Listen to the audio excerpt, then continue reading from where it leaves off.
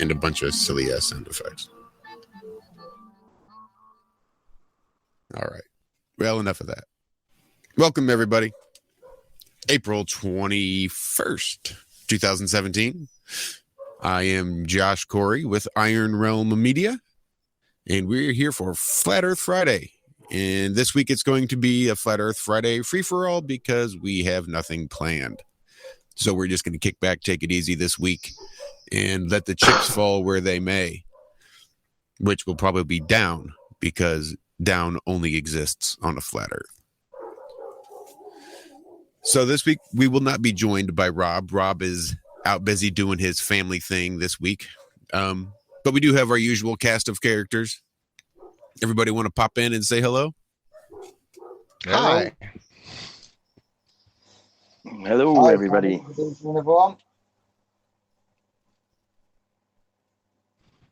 Well, I guess that's one way to do it. All right, then. So you wanted more than hi. You just said that. Well, I mean, no, I'm being silly. Everybody at once is probably not the best way to do it. Probably not. But I'll take what all right, I'll stop and let somebody else go. Anybody? Anybody at all? Yeah, I'll say again, good evening, everybody. It's 87. There we go.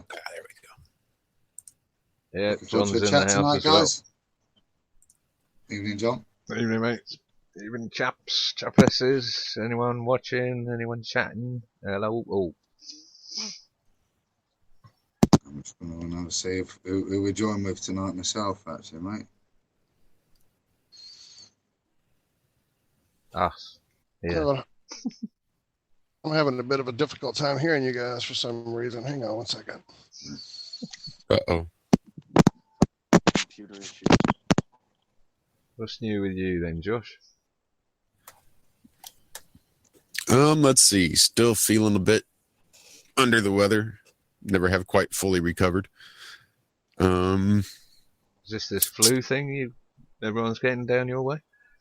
Yeah, I think that must be what it is. Yeah, it's been in my chest and my head for the last week and a half. Ah. And that's on like 7,000 milligrams of vitamin C a day. You doing anything else? I am not, but I am very interested and may start a hydrogen peroxide regimen. Oh, yeah, that's good stuff. Very good stuff.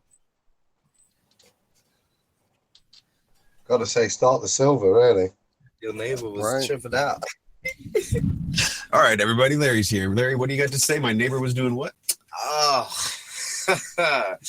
Well, your neighbor was concerned about you because you left your car door open. Because the guy, he was like, is he in there? And I was like, I don't know if he should be. His car's here. Did you shut the door? Yeah. Thanks. Yeah. He left his door open and I seen him running around looking for the dog. Sweet. He stayed to the door till I confirmed that you were there. The old guy or the one? Right across. You bit me once. I was like, oh, yeah. Okay, he does that. Sorry. This is live stuff, folks. Gotta love it. It's part of the charm of the beast. So we have a flat Earth day coming up tomorrow. I almost thought it was today because I knew someone that was kind of fooled into thinking it was today. That'd be me. But apparently it's tomorrow. So it would seem. What are we all doing for Flat Earth Day? Same as every other day. No idea, James. Same, right? What are we supposed to do? We're supposed to turn it into a flat Earth day. But what does that mean? Just hit Twitter hard, hashtagging flat Earth and Earth Day at the same time, or? I suppose so. Yeah, double teaming it. Yeah, Makes that sense. hijack the Earth Day hashtag. Yep. Just take the initiative, go out and about. If you have like some kind of Earth Day celebration in your area, and ask all these guys like, this Earth you're trying to save, are you sure it's a big ball? That kind of thing. I was actually inspired this week by Justin and all the other warriors out there in everybody's faces. Suddenly my water cut off. I walked outside to see what was going on, and they were changing the meters all the way down the street, which I had just gotten a new meter recently because of some issues with the old one.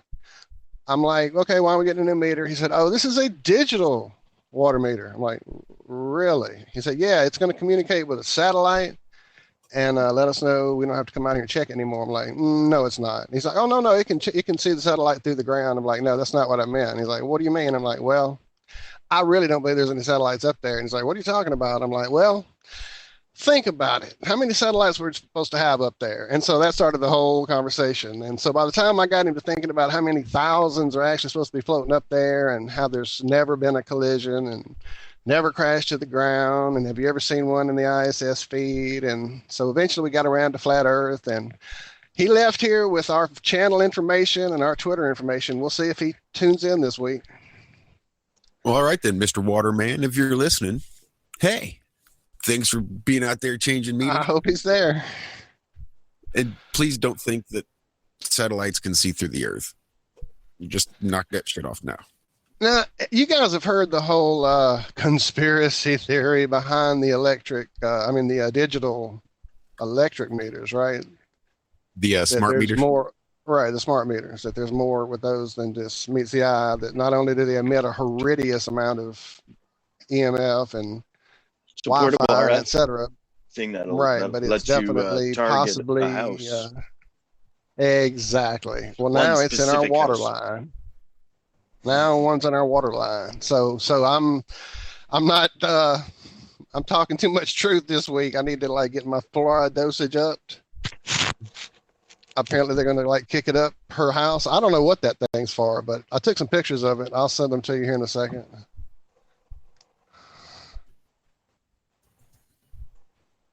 So yeah, now we have digital water meters that satellites are reading through the ground through a metal plate that covers it, no less. Of course. Huge, thick metal plate. Well, you think that little metal plate's going to compare to the... Oh, that's right. Super science. Right. Right. The molten metal core of the Earth? Come on. If it can see the molten metal core, it's going to see through the little metal plate. Yeah, exactly. I don't know. I'm sorry. What are they going to jack in on lead pipes?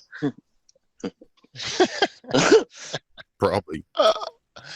Apparently it's a solid iron core now. Oh, it's become solid now? Yeah, apparently, yeah. It's cooled off? I heard someone saying today hill, did it? It's solid. I guess Well, after we all kept telling them that molten iron doesn't have a magnetic field around it, I guess they had to change their model again. Yeah, I guess they looked up the Curry temperature of metal. I heard they got a new device that lets them see up to 20K down into the ground, as if they could drill that far, yeah. So they've got new speculative data. That'd be seeing out the other side of their ball, though, wouldn't it? It's hush, John. It's really new. So we no longer have a chewy nougat center. We have a crunchy nut in the middle, and then a layer of caramel around that, and then you get the chocolate crust on the outside of the Earth. Is that how this big candy ball is designed now? You'd have to ask the Easter Bunny, I think. That's the creator, Willy Wonka. Sounding like a Ferrero Rocher now, mate. Right, exactly. Perfect example. Is that the one that falls from the heavens? Wrapped in gold foil, no less. No symbolism there. NASA, but anyway. A big howdy to Dundee out there in chat. Yes, I'm actually having trouble logging into my chat here. I was trying to get on to talk to you guys, but the fun I've had with my internet this week. Yeah, hi, Dundee. Hi, Dee. How are you? You taste out in Scotland, I think. We think you're in Scotland. In there. I will get in there.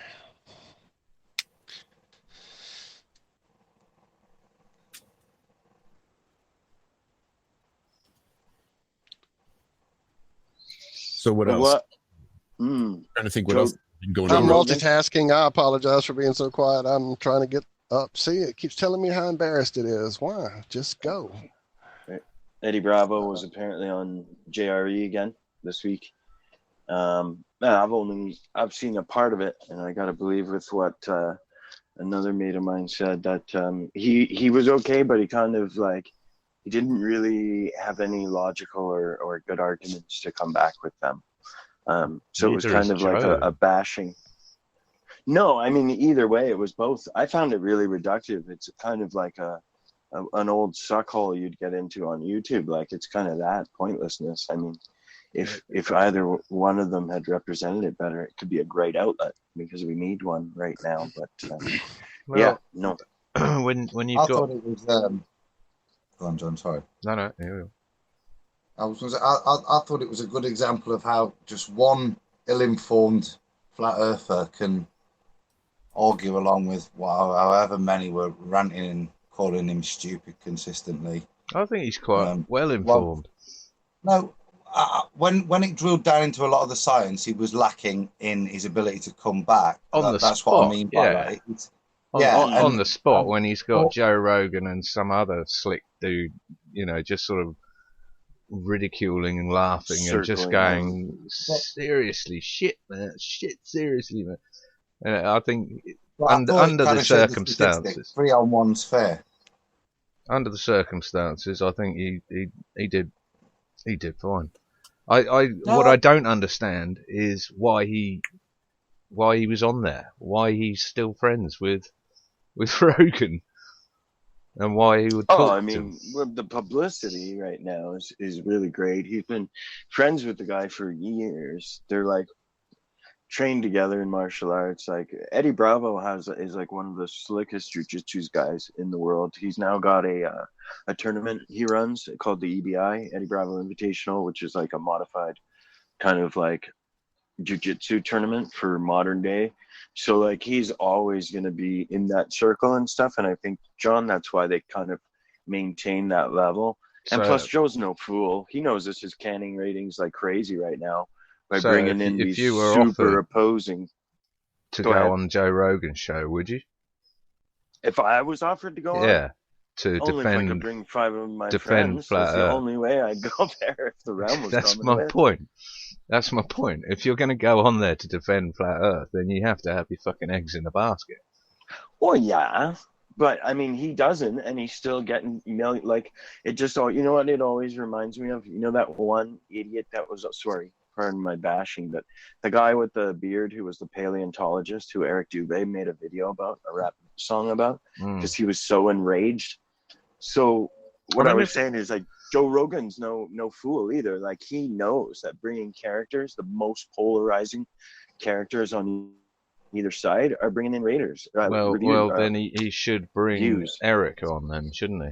If he really wanted to get the ratings, get it, he would bring Eric on, but he won't, because Eric would probably. But Eric's a loose cannon now. Just in my mind, just totally my opinion, he seems like a little bit loose cannon here. Any of them, mate. But Eric or Mark Sargent or Jeranism or any of them, I think it's coming. I think he's building the groundwork that it's not going away. Eddie Bravo's going to be there nudging it the whole time. That it will get there. But who they choose to bring on and how they choose to rig it will be interesting, is what I say, good sir. If anyone is still watching Joe Rogan, I wouldn't even bother. Why? Why would anyone bother watching someone who came out saying so eloquently and so vehemently that the moon landings were fake and then switched? How can anyone trust that sort of host? Who's clearly a sellout. Ain't nobody got time for that. Yeah.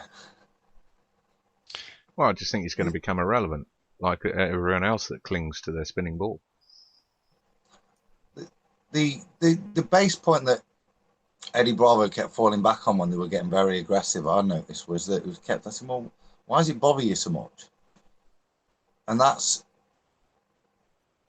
probably more showing that he is a sellout, mate, because he's there to ridicule it and try to prove to the mainstream it's nonsense, and that's his only purpose, really. Because otherwise, why is he doing it? Why is he giving it? James alludes to ratings. It's popular with us. I don't know how popular it is.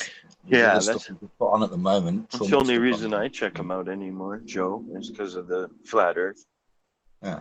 And what's happening, to see his ridiculousness. But I mean, it's the emotion you talked about, Adam. Excellent point. It's what drives people out of their mind. When we were thinking about a freestyle show, I've got a new segment idea, and I think I'd like to start it today. So I've got that one video that has thousands of comments now. It has up to 10,000. And what I'd like to do is each week read maybe 5 of the comments, because what I'm seeing, Adam, it's mental. People are going ballistic. They see it for the first time. I swear, I love reading the comments now. They are so angry, so mean, so bashing, so demeaning. Like, James, don't tease us then. Get on. Well, I gotta load something up, and I want to go over what else is current this week. I think there's some other things, but I was just let me get it ready, and we'll have it as a segment right in the second half hour. We'll get to it. What video in the second hour there? What video is that? For James, sorry. Oh, the voted best flat Earth proof 2017 one that's just caught fire by accident. You know. Have you hit 1 million yet? I think it'll be in about a week. Yeah. Sure. So, yeah, but it's those comments and it's the reactions, if you go and read some of them, that are just phenomenal, fascinating, because I'd love to also interview people who, you know, put this comment down and then a year later they're now flat earther, and then they talk about when they made that comment and what it was like. This is all, you know, me, my diabolical flat earth plans. But yeah, look forward to hearing some of that. Ready, yeah. What else been happening then? Can I jump back onto Joe Rogan and Eddie Bravo? Because I found that whole thing really disturbing. I sat down and listened to it this morning, and the whole tack that Joe Rogan was taking with him, with the, oh man, I just worry about you. I don't know why you'd be thinking anything remotely like this. I worry about you, you know. And then I think I saw someone else point out that Joe Rogan was comparing, not necessarily comparing, but putting into the same context of flat earthers as with pedophiles and rapists and racists and all kinds of crazy stuff. It was just this really strange demonization of anybody that might even entertain the thought. And that's what really scared me, was setting that tone. Yeah. Where it became a sort of institutionalization of flat earthers. That's going to get scary. Well, it didn't probably help that that Eddie kept saying that he was crazy. He surely did. I'm sure mean, about 20 times at least. I mean, these guys are pretty high energy, and when you're 3-on-1 like that, I mean, you could just see him getting flustered, and his energy just kept coming up, but he knows he can't just unleash the way he wants. It's not his show. He's still got to be respectful to Joe Rogan, who's a bit of a douchebag anyway. So Josh, we saw this kind of tactics this reminds me of pre-election Trump with the Democrats. The Democrats did this tactics where they tried to bury flat Earth with and Pizzagate. It's the same kind of thing he's doing. So yeah, that's good catch, Josh. Wow, that's what was really creepy. Yeah, it was really creepy. That's why I found it so disturbing. Because that was the whole overall vibe I got, was we're going to have Eddie Bravo on just to make flat earthers out to seem crazy. Not just crazy, but institutionalization. They need help. We need to 5150 their ass. They'll section him, Yeah. Or he'll section himself. Right. Or he'll section himself. Yeah. But I see what you're saying. There's definitely a case of some sort of setup in the works. Seems to me, anyway. It does seem that way. Well, they're selling it as mental health, as mentally ill. Uh-huh. They're also taking another tack. There was a family that had the police called on them because they were streaming live footage of them filming Jupiter and the moons from a flat perspective. Well, I I watched that just video watched too. the video, just minutes before we came on the air, so I really am not sure who the family was. I just know it had something to do with endangerment of children and late night, and this child shouldn't be here and there, and it was really a farce because luckily the guy knew his rights. I've seen the same thing with the stories of children being taken from flat earther parents, when their kids come in and talk about it at school and stuff like that. I'd just like to see them try. Yeah. With some, So I think Someone in one of the that was more of a headline on that video, wasn't it? It was just kind of like busybody neighbours had phoned because the kids were out, and the police turned up on some kind of. It was obviously on a donut run because there was like 5 or 6 cop cars end up turning up, didn't they? So it was obviously not far from the nearest, I say donut shop or something. And the bloke knew his rights, and the coppers were just kind of not prepared to back down straight away. And then after realising that they actually had a job to do, kind of drifted off, didn't they? And didn't. It was a week. I don't know why it was linked to flat. He was out there, but to me, it was nothing to do with. I don't think they were that interested. The good thing I thought was he was just not having none of it. He was going to use the whole thing to demonstrate his rights, but make sure he pointed out that he was out there filming a flat plane as much as he could. It was right, exactly. Quite a confident man with that amount of police around him. He did pull the. Yep. I think he kept pulling the Jewish card out, didn't he? Because it was flat. I heard the Torah. And the Torah. Yeah. And the Torah. I heard that too. Yeah. I was going to ask you, did you notice that? Yep. Yeah, that was funny. So, yeah. That's Well, in one of the numerous Twitter baits that I'm in, someone in one of the threads said that there has been some type of court ruling in a flat earth case, but they have yet to link me any information. I double checked it right before we went live, and I'm actually looking through it now, and they're not, I guess they're in a different part of the plane, and they may have already gone to bed. They're not in the thread anymore. So I'm trying to find anything about that. Have you guys heard anything about that? Is that about that clickbait about the cops called? No, this is something different. This is apparently a court case that was ruled in favor of some flat earthers. I'm guessing in one of those situations with the family endangerment of, homeschooling. I don't know. I don't have the information. I just heard that case happened and was ruled in favor of flat earthers. I tweeted That's all I know about that. But, interesting. I'm going back through my thread again to see if maybe because so many people block each other in these long debates that it suddenly just gets it's such a incoherent mess. You can't even follow it anymore because this one's blocked that one and that one blocked this one, and you have to follow 20 different threads to keep up with the conversation. So they very well could have it linked, and I'm just not seeing it yet. If I get that sometime during the show, I'll definitely let you guys know. I put a tweet out about that. I'll have a look on my. Yeah, it was something where. Man, I'm having a very hard time hearing you, John. I'm sorry. Say again. Yeah, you need to adjust your mic today, John. You're very, very quiet, sir. Where's it gone? That'd be better. Much better.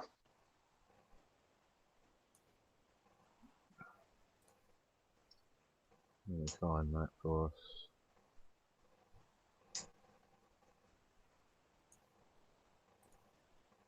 There you go. We're allowed to sit in.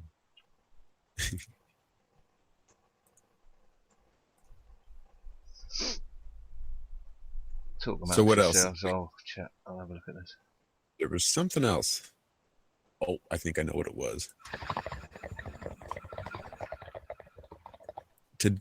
Yesterday was 420. Indeed. Wow, interesting. One of the few holidays I celebrate. I mean, please elaborate, Josh. Well, certainly. See, most holidays I think are bullshit. So things like Valentine's Day, I don't celebrate. Things like Easter, I don't celebrate. but this holiday I do. How's that? I have no idea what it is. I don't know what you mean. Do you know what it Sorry. stands for? So 420, April 20th was the holiday we're celebrating, which the numerical date is 420, which at least as the story goes, there's several different versions from what I've heard. It's also Hitler's birthday, isn't it? It is, but we're not celebrating that. Okay. I don't know. Thanks, John. Just being clear. One more reason to smoke. So the one story I heard was when everybody got out of school at 4:00, they all met at one certain spot, but it all took them about 20 minutes. Statue. Is that what it was? A statue that all go and they'd meet here just to get high. So the code they would use is the 420 because they get out at 20 minutes to get there. So everybody meets at 420 and get high. Somebody whose mic is that you, John? No. Or is that you, Adam? Don't think it's me. I don't know. It was Walt. So that's sort of been the What happened? international. Somebody's mic was brushing up against. I'm lost, right? So a load. Who are these people? Just to. This is just an old. More urban legend than anything else, I would think. Yeah, I've It just heard it's that. Yeah, I've heard that's Or- the true one though. Really? Because I've also That's- heard it was the police code No, for. that's the one I've heard debunked left and right in every district, every whatever, no, it's not a code for that anywhere. That's what I've heard. That has nothing to do with codes. It's strictly those kids and their thing, and somehow it went viral before viral was even a thing. Because this So that was was- back in the early 90s that I heard about it, It's- if not late Yeah, this goes back probably 80s. even before then. As I I was recall. going to say, is this When I kind of heard about it. Breakfast clubby type thing? It was actually a statue of Louis Pasteur, as the legend goes. That one in I California. couldn't remember. I was trying so hard to remember. Thank you, James. Mhm. Thank you. Mm-hmm. But Well, happy 420, guys. Yes. yeah, The Right? time to get high translated into the date because 420 was everybody's time to get high. It's sort of just one of the Well, in first to go viral without the internet was this idea of everybody smoking weed at 420. Right. I like it. It I've got never adopted heard into it adopted itself early in the freedom fighters movement of before any legalization had taken place on any level, medical or otherwise. That was the date they would have rallies, especially in Ann Arbor, Michigan. Lots of people would show up with their three-pointed hats, ready to take back America, and that kind of was the theme for the 420 thing on that date. Then as legalization became a thing across our country here, it has become just a huge day in states that have legalization for medical and some few that have it recreational as well. And there's huge, outdoor festivals and sampling and just all kind of things. Well, thank you, gents. I've learned something today. There we go. There you go. Yeah. So if it gets to be about 4:45 and I bounce out of here, it's because I'm getting something to eat. I got the munchies. You're so silly. With that guy. Yeah, I made a little video and put up yesterday in honor of our little. Well, actually, it's one I made last year for 420 that I finally managed to get up. I think about May 6th, and but yeah, it's a fun little day.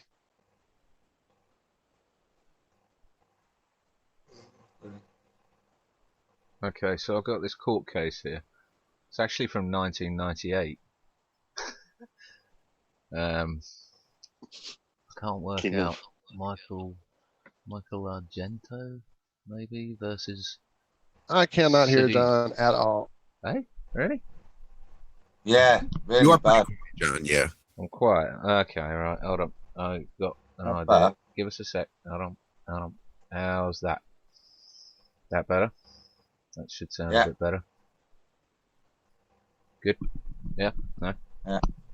Yeah, Okay, versus City of... It's a court case, Michael Argento or something that's cut off at the top, versus the City of Lincoln at Home Rule Charter City. And it's February 9th, 1998. And the top of it, it reads, "The ordinance is a content-based regulation of speech. As such, it can be upheld only if it is supported by a compelling state interest. No such interest appears here. If the citizens of Lincoln wish to have their fortunes told, or to believe in palm reading or phrenology, they are free to do so under our system of government, and to patronize establishments or professionals who purport to be vested in such arts. Government is not free to declare certain beliefs, for example, that someone can see into the future, forbidden. Citizens are at liberty to believe that the earth is flat, that magic is real, and that some people are prophets." There you go. So we're allowed to think it's flat. It says, First Amendment forbids the government from arbitrating truth and fiction. So nice of them to let us believe that and to allow that. A person Yeah, John, sorry. do me a favor. Throw that case law in one of our chat rooms so I can hang on to that just in case. I just dropped it in the panel room for you. Where was that? Where's that heard, John? Where was the case heard? It's Lincoln. City of Lincoln, a home rule charter city. I think it's America. On appeal from the United States District Court for the District of Nebraska. Yeah, Nebraska. And it's submitted February 9th, 1998. I don't think it's a case about flat Earth, but I mean, there's a judge telling you there, citizens are at liberty to believe that the Earth is flat. So they can't hang us. Well, just the yet. very minimum, if you can't prove something 100%, and I think that's the same for any belief system, you know, it's a belief system, and in the law you're allowed to believe whatever you want, even if it's patently false. You're still allowed to believe it, aren't you? So as long as it's not like they said here, as long as believing in babies is not good. Only if it's supported by compelling state interest. Hey guys, I want to say a special shout out to Darlene in Ontario. Thanks for listening, Dar. Hey, Darlene. Love you. Thanks. Hi there. Thanks for listening.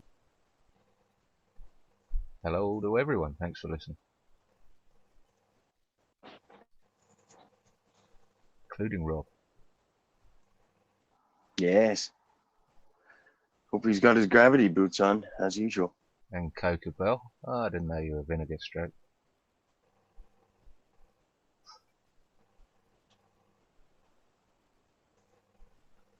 So my question this week was I wanted some help.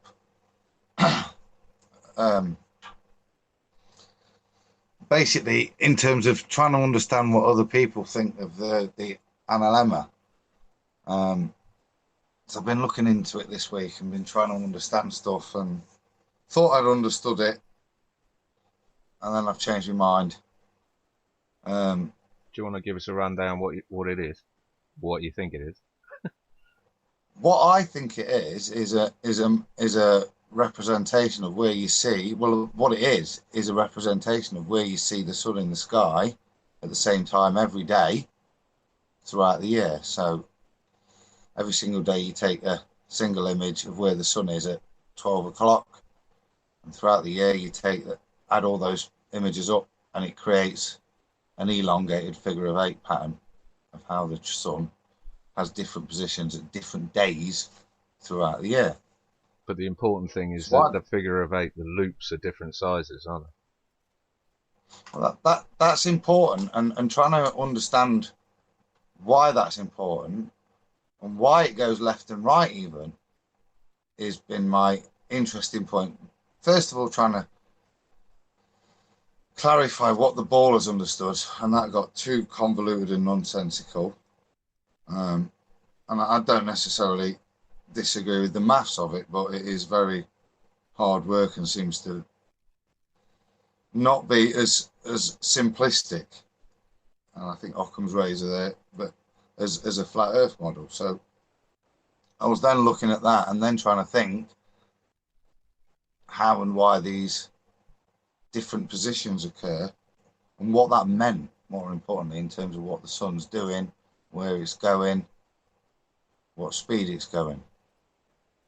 And that's where I've encountered a bit of divergence or discussion within flat Earth models, is what's happening with the sun as it transits between the tropics. How is it transiting between the tropics? Have you come across an analemma taken from the equator?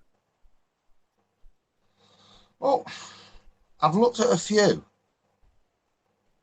Yeah, to be honest with you, and there seems to be a discrepancy of what's shown. I've got a load on my phone that gives some very odd shapes, and that led me to some set of beliefs, and different shapes at different parts of the plane as you're viewing it, and then others that are just different orientations of the same figure eight. So I've got to look at those a little bit more. But have you ever seen an analemma that is equally proportioned loops? No, and I don't think that's possible because of. I think it would be on a ball if you were on the equator. Well, I was going to say that the only place where it's vaguely possible is with the ball mechanics, and it should be a lot more even with the ball mechanics than it is actually when you. I think that's the point. So, that's the point of the analemma, isn't it? Is that it's showing. This is why I'm asking if an analemma taken at the equator would show equal sized loops. I think that's the whole point with the analemma, and why some flat Earth use that as a proof, showing that the sun speeds up and slows down. What does it? Right, and it's bigger. Like the figure eight it makes, because it's bigger in the southern part, that would correlate with the outer ring being a wider area, and that's kind of what I got out of it. Yeah, I agree. As being a flat Earth proof. That's why to work on a ball, they need it to be the same, a big figure eight, but it's not. And if you look in Australia, it's actually flipped. The needle holes on the bottom, and that's because I was going to hope Rob could answer that question, James. Thank you. Yep, if you go to Australia, it's just the other way around. I looked at those. Yeah. It's just the other way around. The big bit is at the top, because the bottom bit of the big bit, or the 6 o'clock as opposed to the 12 o'clock that we look at as summer, is their summer. So that's at their head, their peak, and our summer is at their distance, because that's their winter. So that seems quite clear, those factors, that it's measurable. That's why there were some of these equator ones which were funny shapes, John, that I was a bit dubious about, which were off the Google Images stuff. There's a few bits and bobs, but I've kind of tried to stick with trying to imagine how that image is created. Well, what about the loops being different sizes because of the orbit being elliptical around the sun? Has been proffered. Well, I mean, as far as I know, they only differ. The ellipse is only 3 million miles difference compared to 180 million miles difference, or whatever it is. I can't imagine it would make such a difference on the analemma that we could see a visibly tiny loop and a huge loop. I get why the shape it is. I wouldn't understand it on a ball, because, as you say, the discrepancy between the two segments of the 8 should be very, very close. 3% of 3 of 93 million, isn't it? So what's that? That's less than It's not a lot. More than 3%. Call it 4%. So it should be a 4% difference between the two sizes. Yeah, and what would you say it is? I mean, I'd say it's it's probably 2/3 bigger. One loop. Well, that would then get supposedly affected by the tilt of the Earth as well, wouldn't it? Then, but that whole thing, Adam, where that just brain breaking one again, another hidden in plain sight. Can't believe we didn't even go. Oh, duh! Really, when I realized the Tropic of Capricorn and the Tropic of Cancer are at 23.5 north and south. Conveniently, their tilt angle. Yeah. Yeah, well, there's too many discrepancies like that. I think that thing to making it fit a ball in certain areas north of the equator. But yeah, I lost my train of thought. But I mean, the whole thing about the tilt and the equator doesn't add up either, does it? I mean, they show us the red hot equator going to yellow, going to green, or whatever. But they show us not in a tilt, facing these parallel rays of the sun coming in. But then, if you actually put the tilt on the Earth, then the equator should be running around the middle of the Earth. It shouldn't be running around the middle of the axis of the Earth because of the tilt. Does anyone have any idea what I'm on about? Yeah, it shouldn't run where it runs. It should run 23 at an angle of 23 degrees. Right, it should be right. Exactly. There's a good graphic for it. I'll see if I can find it. So let me get back. I've got my point. So my point is, you see how the sun creates that figure of 8 pattern. My point of trying to understand it from a flat Earth perspective was, how does it create that? And from what I can see, I thought, brilliant. This all makes sense. And you're picking static electricity up from the outside, or a charge from the outside, and then from the inside of the paths.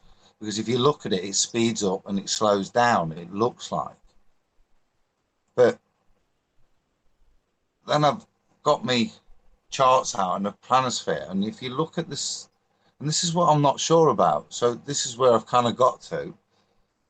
If you look at where the sun goes, it doesn't rotate around the North Pole, does it? It rotates around Drago, the constellation of Drago, or the celestial plane appears to rotate around that. And then the whole of the star map rotates around the North Pole. So you've got a dual rotation going off. So I thought it was elliptical at first, and I've thought about this, and maybe it is just circular that's creating this strange pattern, because the sun's going one way and the sphere is going the other way, isn't it? Or the celestial plane is going the other way.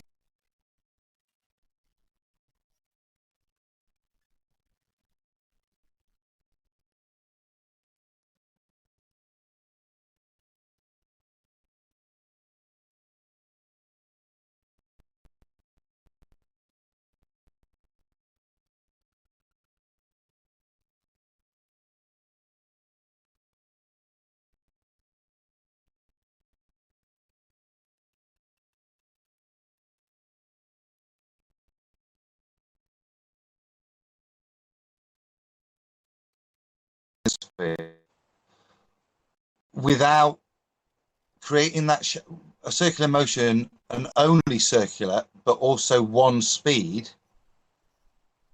but also the sun change in position in the sky if it's still going the same speed and rotating around us. That kind of explains it, I think, but yeah, help. Sorry, I lost you there. It went completely dead for about 2 minutes. I don't know if you can even hear me now. Walt kind of summed it up nice, actually. Was as I hear you, John. Okay.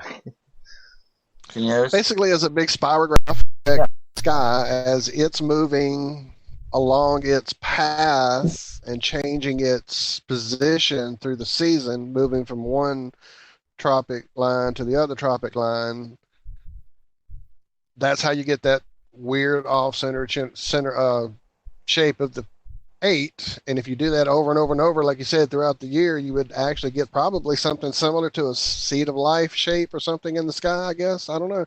Someone needs to take on that year-long project. One of you guys with a P900 or a P700 or that guy from our chat. right, that guy we know. The great moon. Z Proxy might could do it with that 360 thing. That would be awesome. The only other alternative I can see from a flat perspective to that is that the sun is speeding up and slowing down as it transits. So the way I could see it was as we approached our summer, and you get to May time, it starts to speed up. As it gets to June, it's really, really accelerating, and then as you get to September, it's slowed down.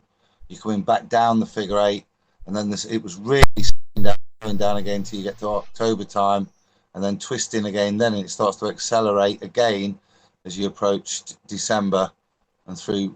It's the other way around, though, isn't it, Adam? Right. Yeah, right. Sorry, yeah. In the summer, it's slow. Yeah, I get your point.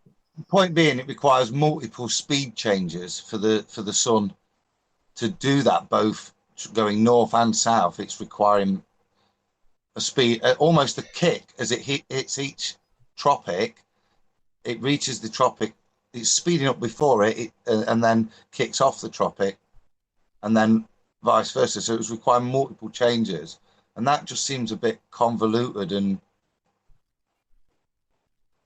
do you get me? Well, it's showing that either the sun is speeding up and slowing down, or the Earth is speeding up and slowing down, because otherwise it would just be a straight up and down line. Every day at the same time, when you took a photo, the sun would be on the same longitude. It wouldn't vary left or right. Unless... So if this celestial plane is rotating above us at the North Pole, at the North Star, are you on a ball or a plate? On a flat plane. Okay. Yeah, so and then the way I'm imagining it is it's not even a dome, it's a flat disc of stars. Okay, so rotating above us like that. And then on that base, just off the center of that is the sun rotating. So just off center from the celestial plane, the sun's rotating. So throughout the year, it does do this up and down and left and right motion as you get the two opposing rotations, because basically it's a bit like, the way I'm imagining it, it's a bit like the sun is running on a treadmill on the outside, and it's trying to stay on the top of the treadmill as the celestial plane's rotating anti-clockwise. The sun is kind of running the other way up at a slightly faster speed than the other one's dropping. And the reason you see the figure eights is as you hit the 90-degree marks, they're the turns that you're seeing.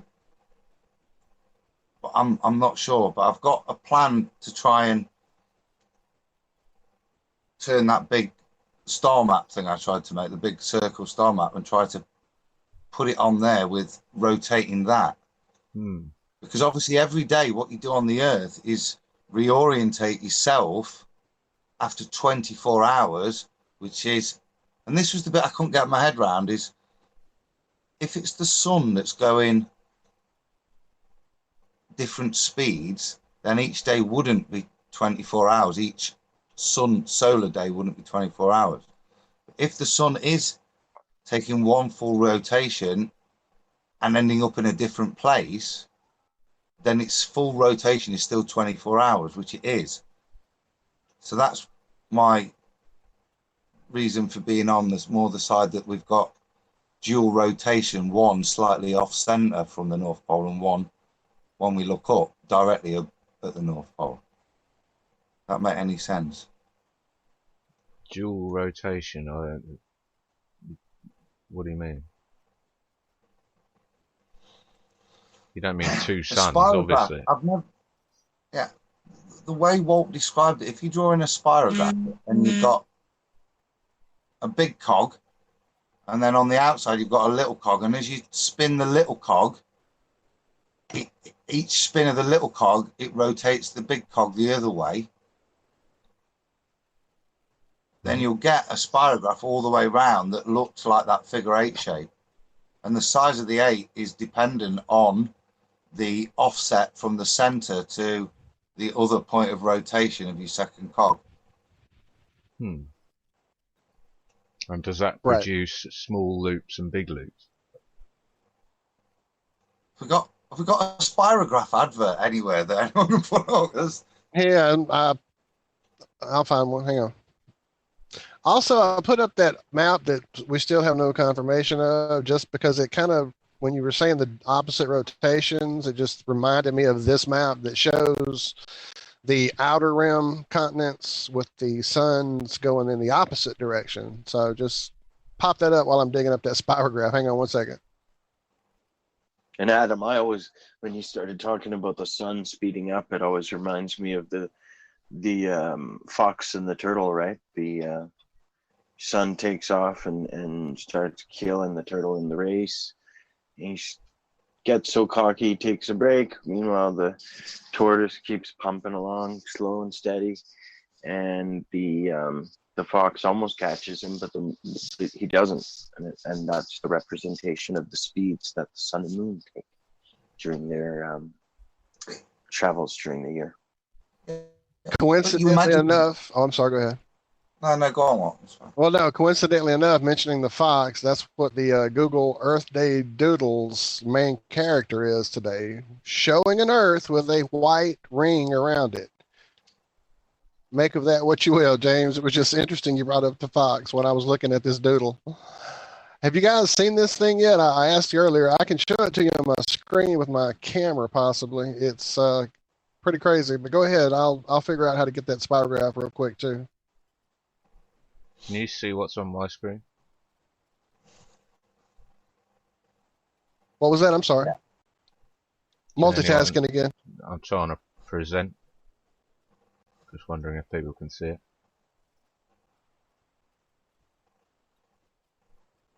Yeah, that's exactly it, John, isn't it? That's exactly the point of where the hotspot ring would be. Yeah. It should be around that point of rotation, as opposed to the geographical equator, as opposed to the rotational equator. It shouldn't be perpendicular to the spin axis. It should be perpendicular to the sun, regardless of spin axis. Yeah. That's a big problem for me. But of course, it works perfectly on the flat Earth, because that's the track. Meaning, of course, the north would be even colder, and the South Pole would be a lot warmer and a lot less cold, because. Well, that's why. I mean, it would tilt it more, wouldn't it? You can see on the bottom left diagram there, the azimuthal equidistant. That's why it, when transposed onto a globe, it looks like the diagram above it.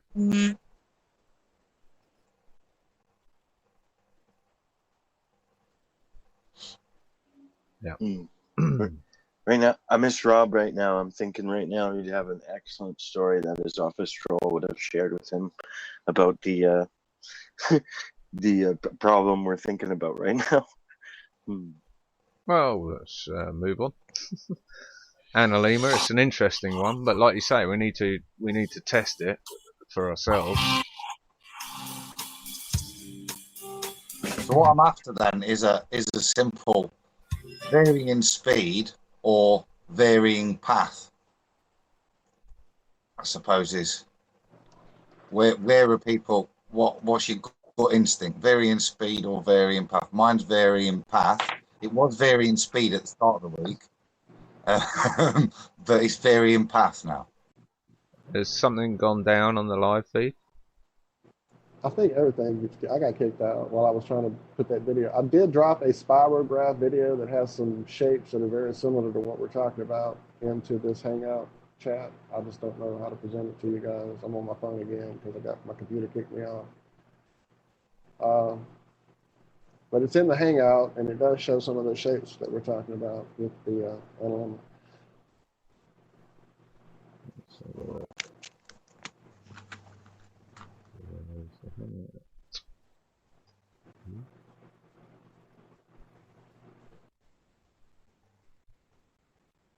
Yeah, you can see some of them. Yeah.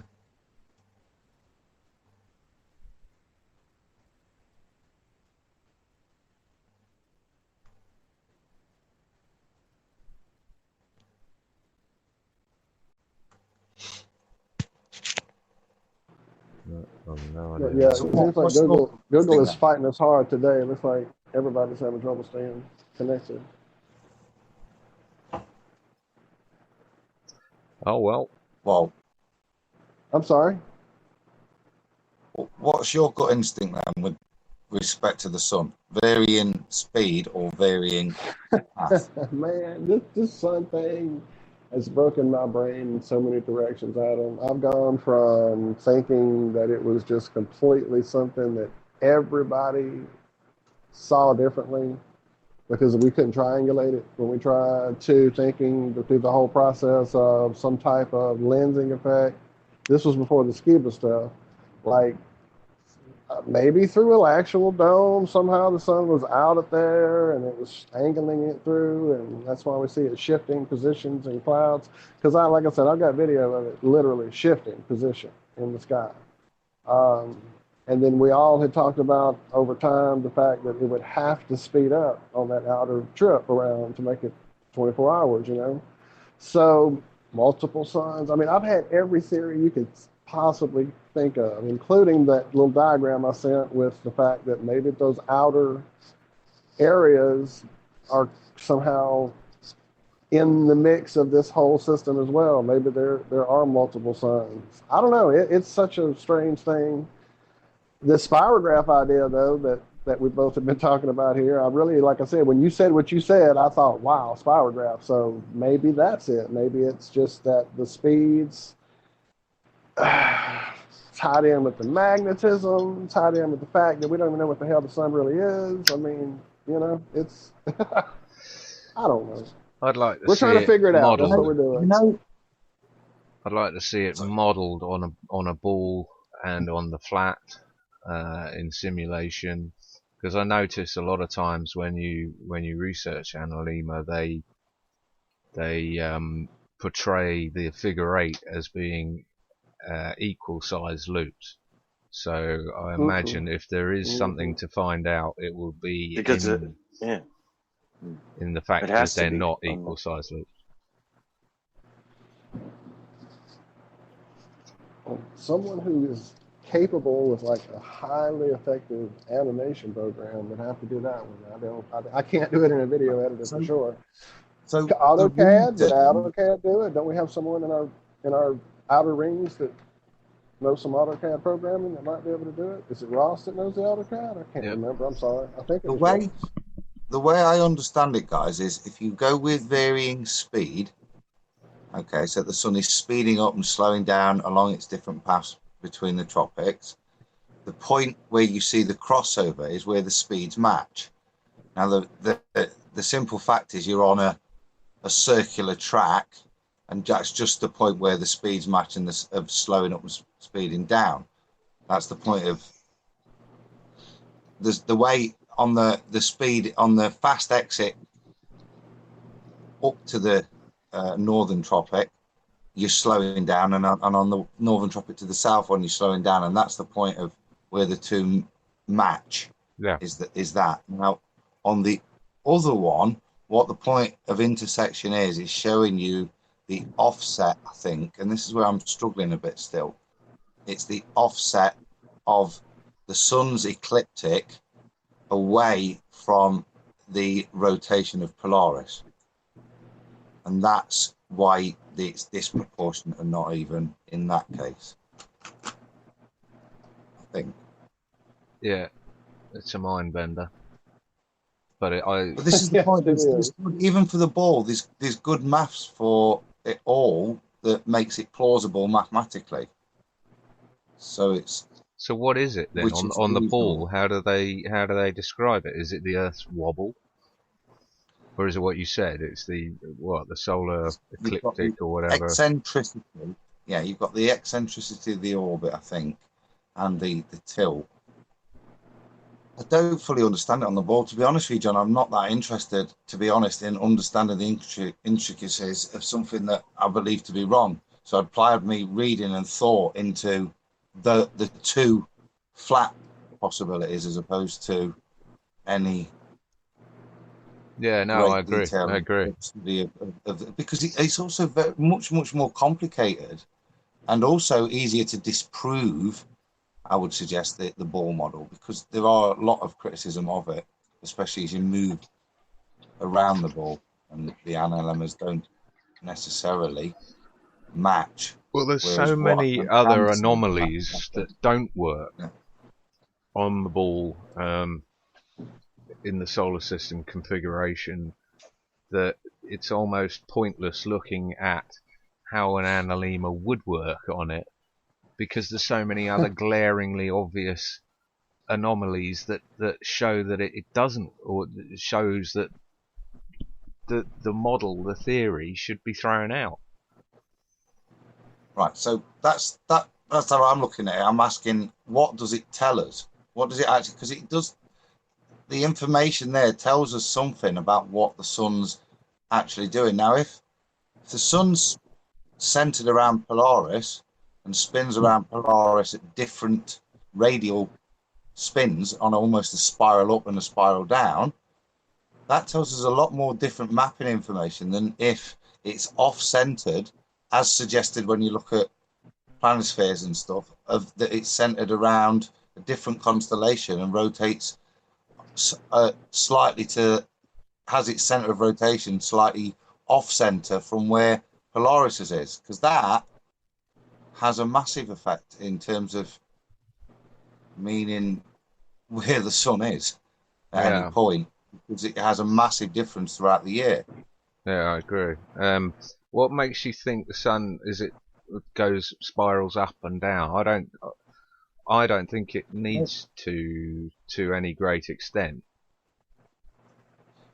I mean, there might be a wobble. However, it changes its transit between the tropics. Then, however, it's doing that, whether it's shifting, almost like nudging a record each time, and it goes in a complete single circle, or whether it's a small arc down, so that after one revolution, you've gone down 1/180th of a degree, 1/180th of a degree, isn't it? By down, do you mean closer to the Earth's surface? No. I mean between the tropics, as it transits between Cancer and Capricorn. What's confusing? That's the teeter-totter that Cammy's talking about, and that I'm not even considering at the moment. That's another dimension that I only think really affects optics. I think for now I'm coping with what I'm coping with, not thinking of putting another. No, it's just your description of it spiraling up and spiraling down. Sorry, mate. Well, I've seen the diagrams that show that, so I'm wondering if that's the model you're talking about or not. And obviously it's not. That's cool. Yeah, keep it simple. Keep it on the same. Yeah. On the same plane for now, and we can feck about with the up and downs a bit later if it shows, that it wouldn't fit the analemma projection. And that's why I'm describing the celestial sphere as it is described, but actually modeling it as a flat plane as well above, so that the sun's rotating on a flat plane, not on the inside of a dome, no matter how flat that dome is, because of its massiveness. It's still a flat. Yeah. Oh, I think that's... So just as a reminder, since we've been going for about an hour, this is Flat Earth Friday Free for All on IronRealmMedia. All right, that's all I had. Thank you, sir. Well, Good stuff. I think you're back up live now, eh? Oh, I didn't know we were having trouble. My goodness. Yeah, I didn't even know we were having trouble either. Oh, maybe I it got was mine. low. Yeah, I see. I got a the poor screen stream now. health, but shows I've been going for the last Yeah. hour, almost 2. Cool. Yeah, you saw it. Must have been me then. See it. Yeah. It was me. Must have been Can't me. last. It can't last. Oh, good. Is it time for a break for us then? We could probably take one if you want. I could do Oh no, I just a asked. couple minutes. I think that's a good idea. That's a good idea. But you still have got to tell me speed or path. I just want a tally chart of seeing, or something completely different. I think it has to be a combination of speed and path, because otherwise the day's length would change, and that doesn't happen. So it changes its path by going on a wider circle out to the southern regions, and also at the same time incrementally speeds up, and then it slows down as it changes its path to the more central rotation. Right. So what? And slows down. If it only sped up and slowed down and didn't change path, then that would change the length of the days. If it only changed its path but didn't slow down or speed up, then that would change the length of the days. The days lengths aren't changed, so it has to be changing its path and its speed, which fits in perfectly with what's going on in my head with how it works. That makes sense? Yeah, but then it doesn't draw an analemma. Why not? Because then you're changing it too much. You'll get a bigger difference because you're changing speed and path.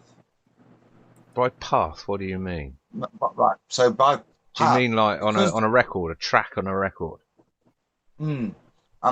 Because there's a slight differential between the rotation of the skies and the rotation of the sun on the skies, because they're offset and at different speeds. That's, I suppose you're right, that's equated in the cog theory, for want of a better phrase. So you've got the two spinning discs, the spinning sky disc and the sun rotating on a circle. Are you overcomplicating this? Because you're introducing the stars in this, which you can't see the stars when you're taking photos of the sun. So what relevance has the stars or their position have to do with just taking a photo of the sun during the day on the same day at the same time? Because it is the stars that is the background rotation that is also. So think of it like this, in terms of if you were looking down on a waltzer, John, and you're looking down and you can see the waltzer slowly spinning, the actual turntable spinning, okay, but also the waltzer itself wasn't fixed but able to keep rotating in the opposite direction and actually go slightly faster than the rotation it was opposing. Then what you see is the waltzer kind of doing a figure eight in the sky, but everything's going at the same speed. The sky and the sun, or the waltzer and the car, are spinning at the same speed. And the reason you're getting, and this is where I'm struggling with it at the moment, but it does seem more plausible than the sun actually being fixed and kind of moving it. If you imagine the sun on a bit of string and you're spinning the bit of string, and you then shorten the bit of string to bring it up for our summer and lengthen the bit of string. That's the opposite theory in terms of it spinning from a central point with the sky. Does that make any sense? Not overly, no. No, I just, I'm I mean, it's model. complicated It enough. does to me because I've played with a lot of those ideas in art. I've like taken string and done things almost like spirograph art with like two pins tied together and just kind of let them orbit around each other and freeform stuff. And so, yeah, I kind of get the idea of what you're saying. We need to model this. We definitely do. We'll have to get, I think it was Ross that is doing the AutoCAD, or maybe he's learning it, but we need to find someone who can do this for us for sure and model this thing, because I think we're onto something. Ross was playing around with a free version that he had. I know that much. I don't know if he's still got access to that. Dixie as well had plans on playing around with AutoCAD. That's right. That's right. She got stuck on Revit instead, so she's not learning AutoCAD just yet. But we can still get her coworker, the engineer, to come on and do AutoCAD, I think, if we really desperately need him to. If we if we can arrange and get the info and show him what it is we're wanting. Right, how to So make he it at least has an idea. make sense to him, right? We can't just go, you get it, and hope he does, right? We have to really make a that makes sense. I think he heard me on the radio a few times. I don't think he has a full grasp of the flat earth, though. So that'd be good. Right. Well, why don't we take this time and we'll play Gravity. We'll take a few minutes, make a head call, freshen up our coffee. Sounds good. Oh yeah. Come back and pick up where we left off. I see Hillbilly might want to join us too. I was so we gonna can say that too. I was telling him to drop a follow to us on Twitter so we could get him in here. We don't want to just have a live drop there into the chat.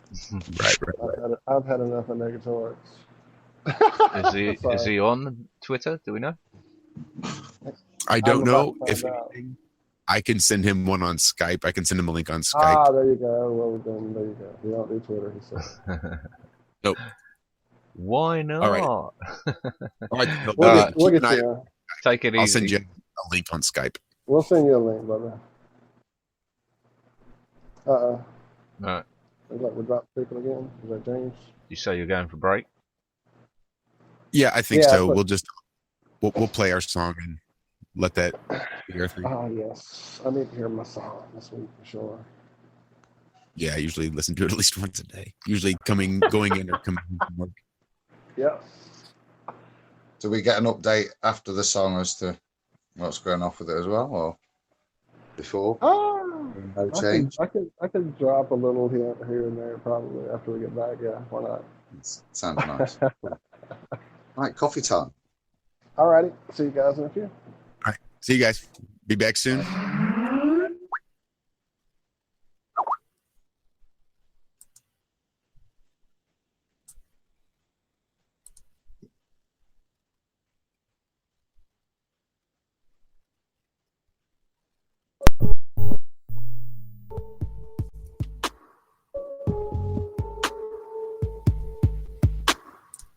We're up pretty high, our heads are almost in the clouds, and their feet are chained to the ground with their chains of misery. They've got a hold of me, they won't let go of me. Let go of me. They might have gravity on their side, but something's pulling us high. Got the potential to fly.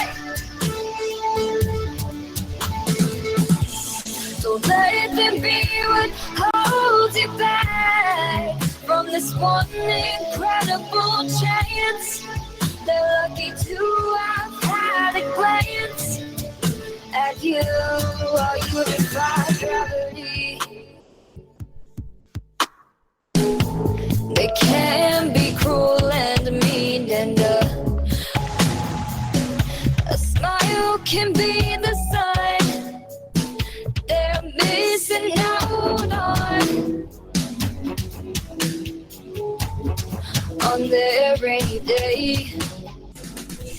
They might have gravity on their side, but something's pulling us high. Got the potential to fly. Don't let them be what holds you back from this one incredible chance.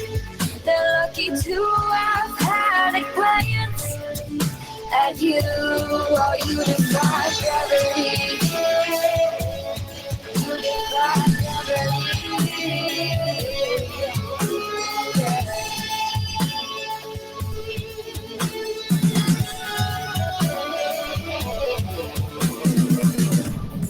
They say we aren't strong enough, we don't have what it takes.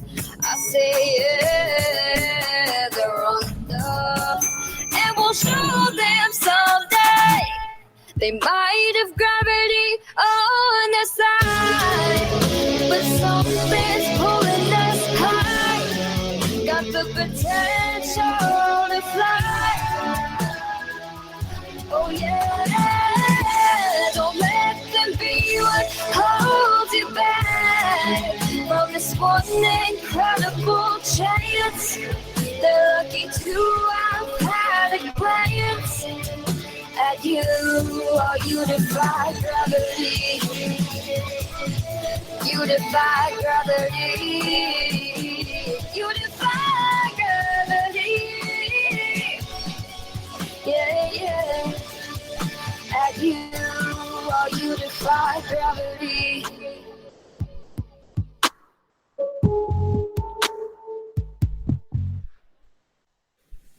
While you defy gravity. Man, that's good stuff. Indeed it is.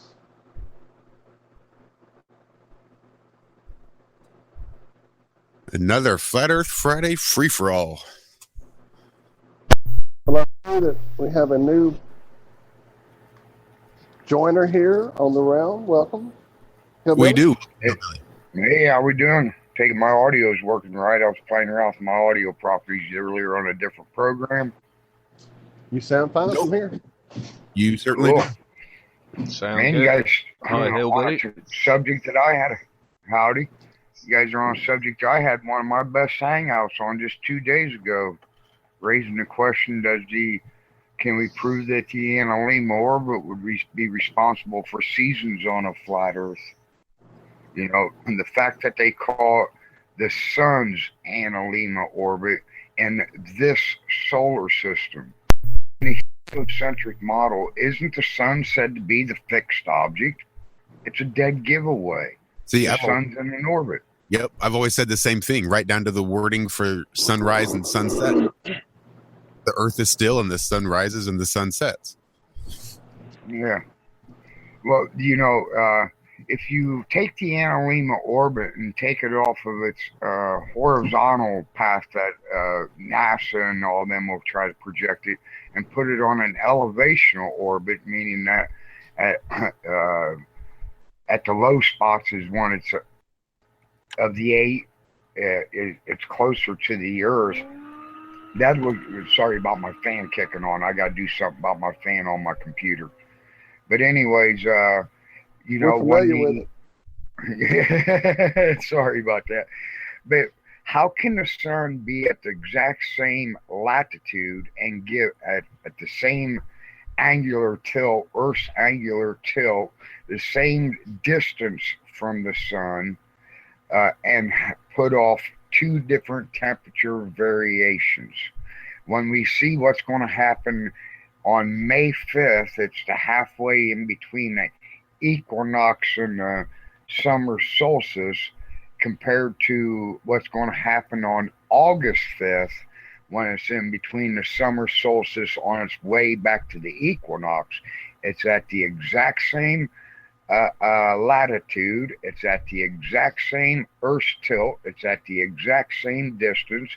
So how is it in May 5th we'll have average temperature somewhere in the 60s, mid 60s, And August 5th, we'll have temperatures in the 90s to mid 90s.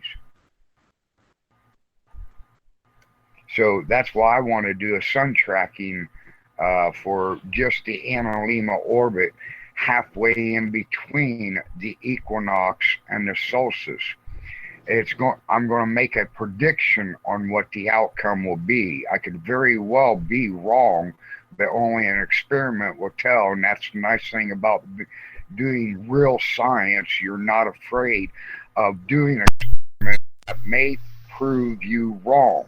It's not about me. It's about the truth. Exactly. So That's beautiful.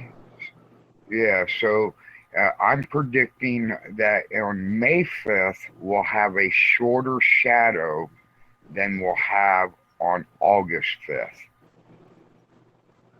Well, If that's true, it shows that it's an elevation change of the sun and not a horizontal change in the Analema orbit. Yeah, that's a good idea. No, I agree, Hillbilly. I think it's this is what it all comes down to. It's testing. It all needs testing, and I for one don't know anyone who has personally done an Analema throughout the year. I mean that takes some setting up. I imagine a GoPro or something could do that. But well, I'm sorry to cut in, but I actually started it was going to start it the 21st on the equinox last month, and do it the 21st of every month except for September, do it on the 22nd.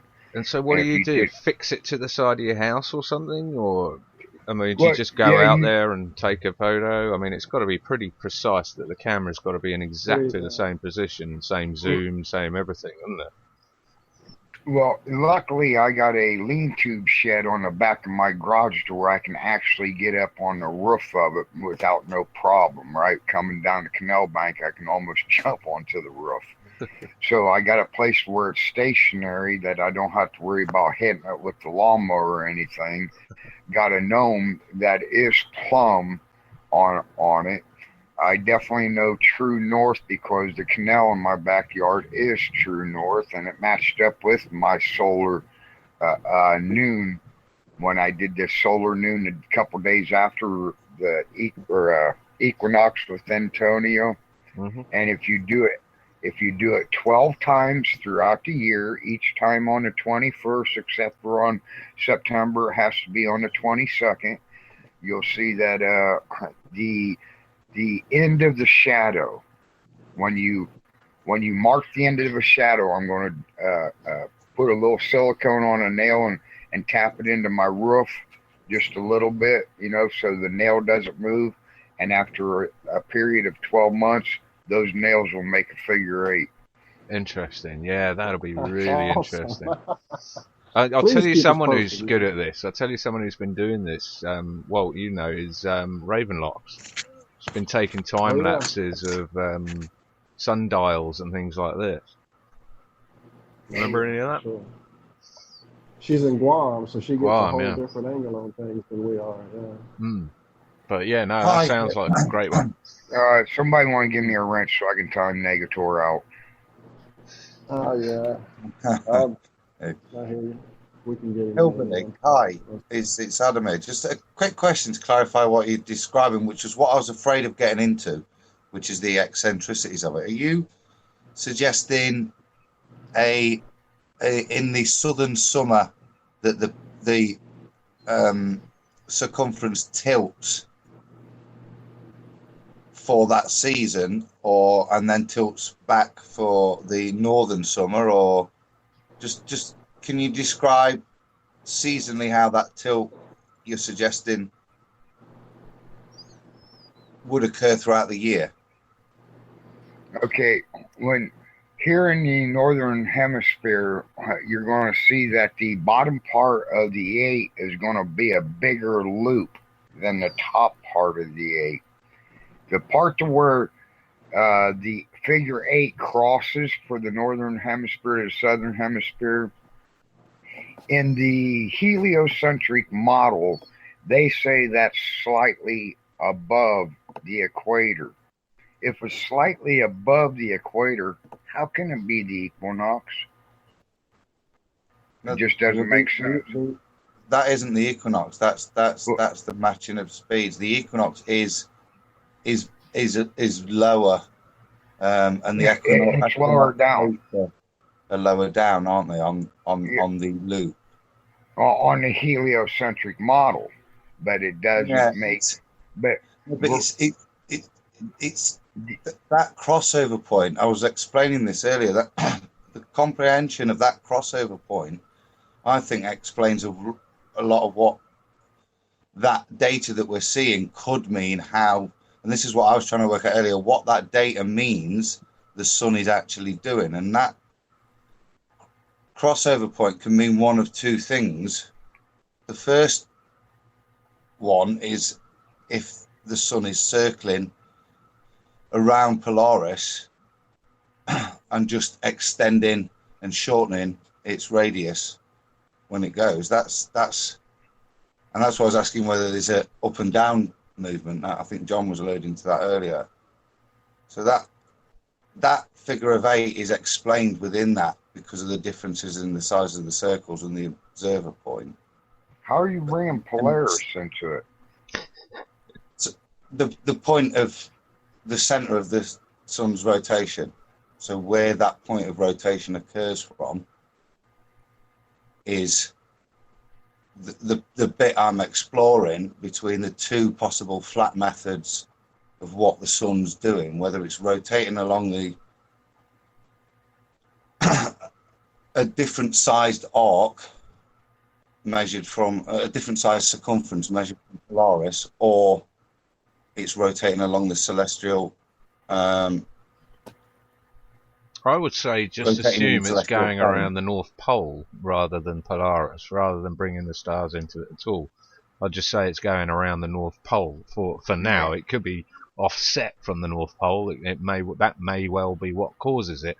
I don't know, but if it was right, so sticking with that, then what we have to then have a sun that's speeding up and slowing down, because we're getting different size circumferences throughout the year. That's what I think is happening. And so that's where I was at the beginning of the week. That's where I think it's the simplest. Sorry, carry on, Hillbilly. Go ahead. You had the mic first. Well, I just think it's the simplest solution, and under Occam's razor is what's happening. Like you say, you're swinging. You're the North Pole. You're swinging the sun around, and you're letting the rope out a little, and then you're pulling the rope back in a little, and that's exactly what we're seeing. As far as I'm concerned, I don't know, but I'd love to see it modelled.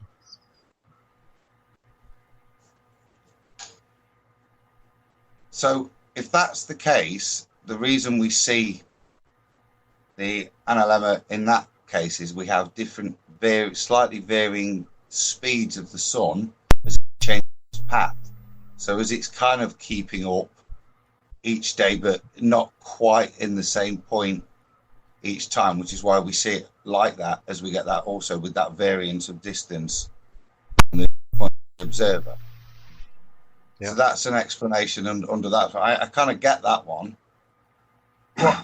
Well, I think when you look at NASA's description of the analemma orbit, they're so more or less admitting that there is a time variance. You guys mind if I do a screen share here real quick? No, go for it. Okay. Josh, you may have to be sharing the hangout, though. I don't know if you are. We've just been joined in the chat by Bob from Globebusters. A shout out to Bob. Hi, Bob. Okay, are you guys seeing my desktop then? Yep, we got it. Yep. Okay, let me move this line out of the way first. Okay, they're telling us this is June 1st or July 1st and June 1st. So this line is in representation of 1 month, right? In the northern hemisphere. So down here we got January 1st to December 1st. Let's move that line down there. See? Sped up. The line's not the same length. It's faster. No, but that's not that. What those lines, what those dots are, is where the sun is each day after 24 hours, yeah? Yeah, that's where it'll be on December 1st, and that's where it'll be on January 1st. So if you look at July the 1st to August the 1st, that's probably a better way of viewing that the length of the line doesn't necessarily... Yeah, but you got angular bend you got to take into account there.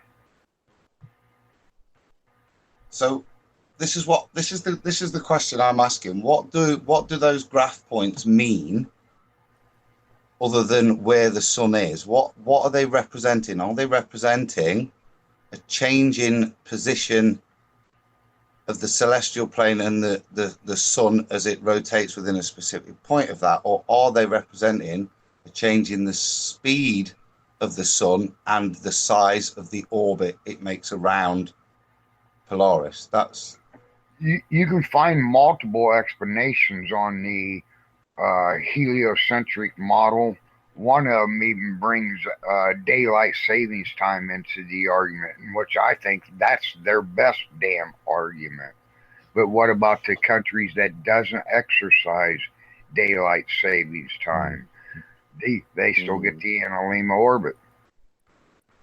I think that's all red herring time zones, and that just requires a compensation of time of measurement. That's I'm not talking any of the descriptions I had there, Hillbilly, were both flat. The two models I'm describing are both flat models. It's just asking which I can see two possible mechanisms of movement that create that analemma, and that's what I'm kind of trying to work out, what that data is representing. If it's represented of a sun orbiting the North Star, then it has to be representing relative speed after 24 hours. So some days on June the 1st, it's actually gone a bit faster because it's got past the point of 12 o'clock. And on the July the 1st, it's actually gone a bit slower because it's not made it to the 12 o'clock point. It's just before. So that's showing to me, if that's what we've got, is just an expanding, and that's what that graph's showing. And that's kind of what I'm asking is, what do people think this graph is showing us? What you're trying to say, Adam? Are you trying to say that? And I'm on board here on your thinking that what we could be looking at is the speed of the sun is not changing, which is why we're seeing the figure of 8, but it's not discernible to us unless we measured the exact position of the sun at high noon every single day. Then it would become discernible. It is moving from Capricorn to Cancer, from Cancer to Capricorn, but at the same it's rotating at the same speed, and that is why we see the analemma 8. To make an analemma, you have to take the photograph not at high noon, otherwise it would be in the same place, it would just go up and down, okay, throughout the year. You just see a straight line up and down if you took it at high noon every day. What the analemma is showing you is that if you take a photograph every 24 hours, that the sun is in different positions, not just up and down, which relates to its distance from the point of rotation. I got you. The left and right shows its different speeds, or what is what I'm asking. Do you get me? So so it's exactly 24 hours. It's 24-hour time intervals. Yeah. After 24 hours on the 1st of June, look, it's over there. It's gone past midday, high noon. Right. On the 1st of July, look, it's not made it yet. Right. This is a representation of solar noon. What would be happening is your shadow lengths would be different and shorter, longer, shorter, longer, shorter. There is no speeding up of the sun the way I think time proves it. Over a period of an hour, each and every day, the shadow changes 15 degrees per hour. Mm-hmm. Mm-hmm. That 15 degrees would have to gain, decrease, or gain, but it's always 15 degrees per hour. Yeah. Totally agree. And that's why I think it can't be a change in speed of the sun. So it has to be a change of both the celestial plane and the sun having a different point of rotation other than the North Star to create that analemma. Hold on, is that what you said, Hillbilly, that the sun can't be changing its speed? Yeah. It can't be changing the speed. It's got angular angular change of 15 degrees per hour each and every hour, each and every day. Yeah. But it would have to change its speed if its circumference was getting larger and smaller. But it would still you guys are be thinking doing 15 degrees Think about per hour. elevation. But it would guys- still I be was doing. just about to say elevation. Thank you, Hillbilly. Yes. You get this off of its side like the heliocentric model has got us programmed to think, and stand it up on end. And it's an elevation change. It's not a left to right change. It's an up and down change. Mm-hmm. See? And Now it's like look, the perspective, because of the up and down, looks like it's further out. Here's May 5th, right? Let's see. Let me draw another line here. Here's where I want to do my sun tracking. May 5th to August 5th. 5th, yeah. Okay. The sun is on the exact same latitude line. The zenith point will be perfectly the same because the Earth's tilt is exactly the same as we went to our farthest point right here from the sun in the heliocentric model, 94.5 million miles away from the sun. So we came back, we're at the same distance from the sun. The sun is at the same latitude line. So why is it normally 60 degrees over here on May 1st and it's somewhere in the 90 degrees over here in August 1st? The sun's at the exact same spot. Why? The sun's just like a heat lamp. It's closer to your food, keeping your food warmer. I think what those 2 points represent are midday on the 1st of August and midday on the 1st of May. If you were to draw the path of the sun on the 1st of August, look at the difference to the path of the sun would make on the 1st of May. It's very different over the landscape. Even though they've got the same height, it's actually a very different path over the plane on which it's passing at that point. So if you put the arc of the sun from east to west, they don't have the same height. Where the top is where it's marked, you'll see that they're very different paths over the plane on those 2 particular days. You don't know that they're at the same height, though. That's what this test would do on May 5th and August 5th. You'd have to wait until August 5th to have the test results. Yeah.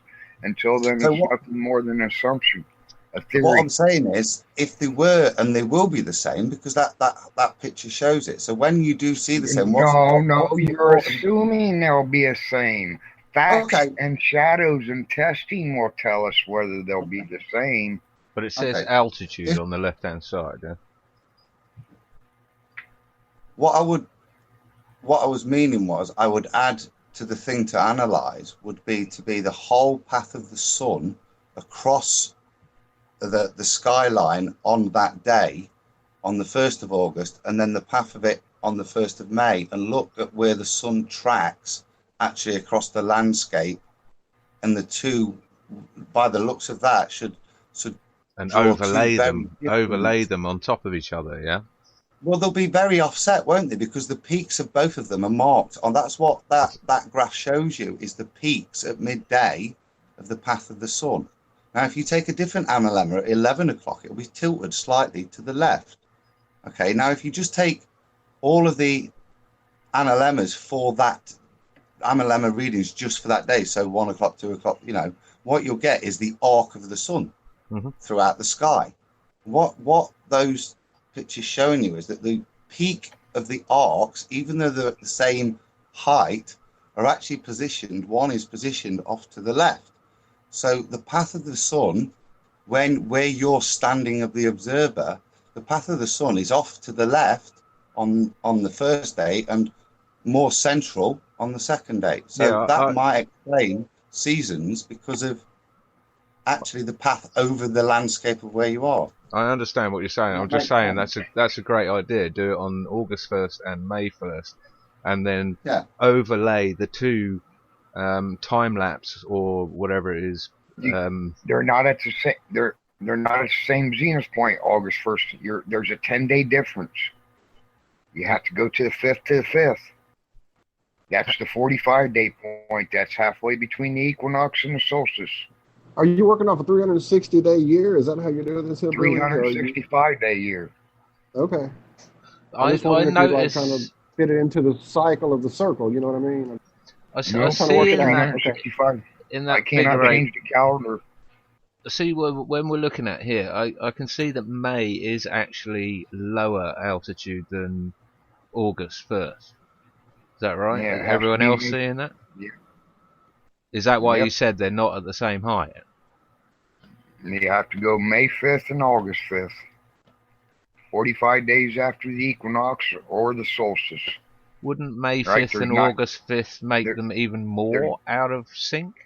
Make May even lower and August even higher? Because it's altitude. May's going this way. May's going in that direction, and August is going down this direction. I've got it. Okay, I've got you. I thought they were going the other way. Sorry. No. Yeah, because there's 91 days per season, except for 91 days per season, and then you got the quarter a day, right? So 91, 91, 91, 91, and then add the 4 quarters together, you got 365. Does the moon cycle fit into the 365 day? The moon does this every 30 days. That's 29.5 days. I mean, it's still a 0.5 though, isn't there? There's nothing that's bang on. Nothing's 360, right? That's what it should be if it's a circle, man. I mean, that's. Oh well, actually, the moon would be. Wouldn't the moon would be if it was 360 days in a year, not 365? That's because your base measurement is that the sun takes 24 hours to rotate, so therefore no other unit is fully complete because they're all in comparison to the sun taking 24 hours. And that's your starting measurement of, hence why you get the variance of or what you just described. That's your base unit. So it all comes back to the sun basically, doesn't it, at midday? Well, that's what we assume is one, isn't it? We say that it's 24 hours. Well, that's one rotation of the sun, not one rotation of the moon or one rotation of the celestial sphere throughout the year. That could be one unit. Do you see what I mean? But the unit we use is the sun rotating above us is a unit of one. Yeah. And then we subdivide that into 24 hours, etc. Well, this is it. This is why we have to break this down into units that we can actually properly measure ourselves. You know, we don't have atomic clocks and all this sort of crap, but we can, stick a stick in the ground and look at the shadow and mark it off on the day before and say, okay, that's one rotation. And that's really where we're reduced back to looking at and researching from.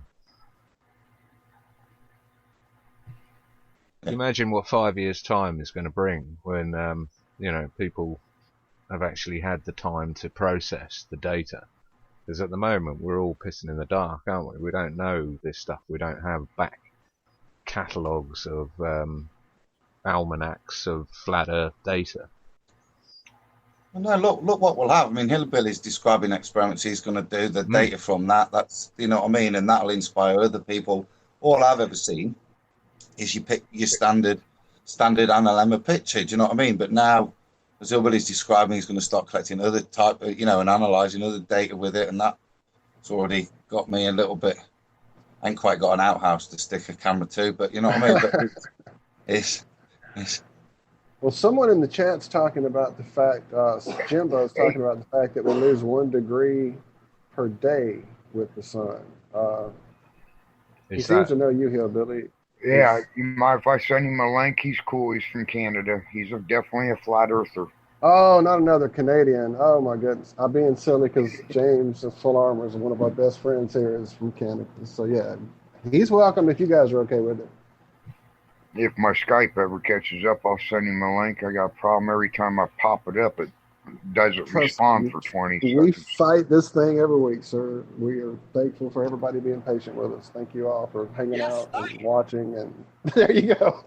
As we deal our way through the science. There you go, Jimbo. I sent the link. All right, maybe he can Bob's got an explain it open too. invite as well, I'm sure. Oh, absolutely, Bob. Welcome anytime. Absolutely, Bob. We'll totally send you a link if you have the. We'll try to explain some of this flat Earth stuff to you, and I know and then catch you up. Yeah. Bye, Bob. We love you, Bob. We're just being silly, man.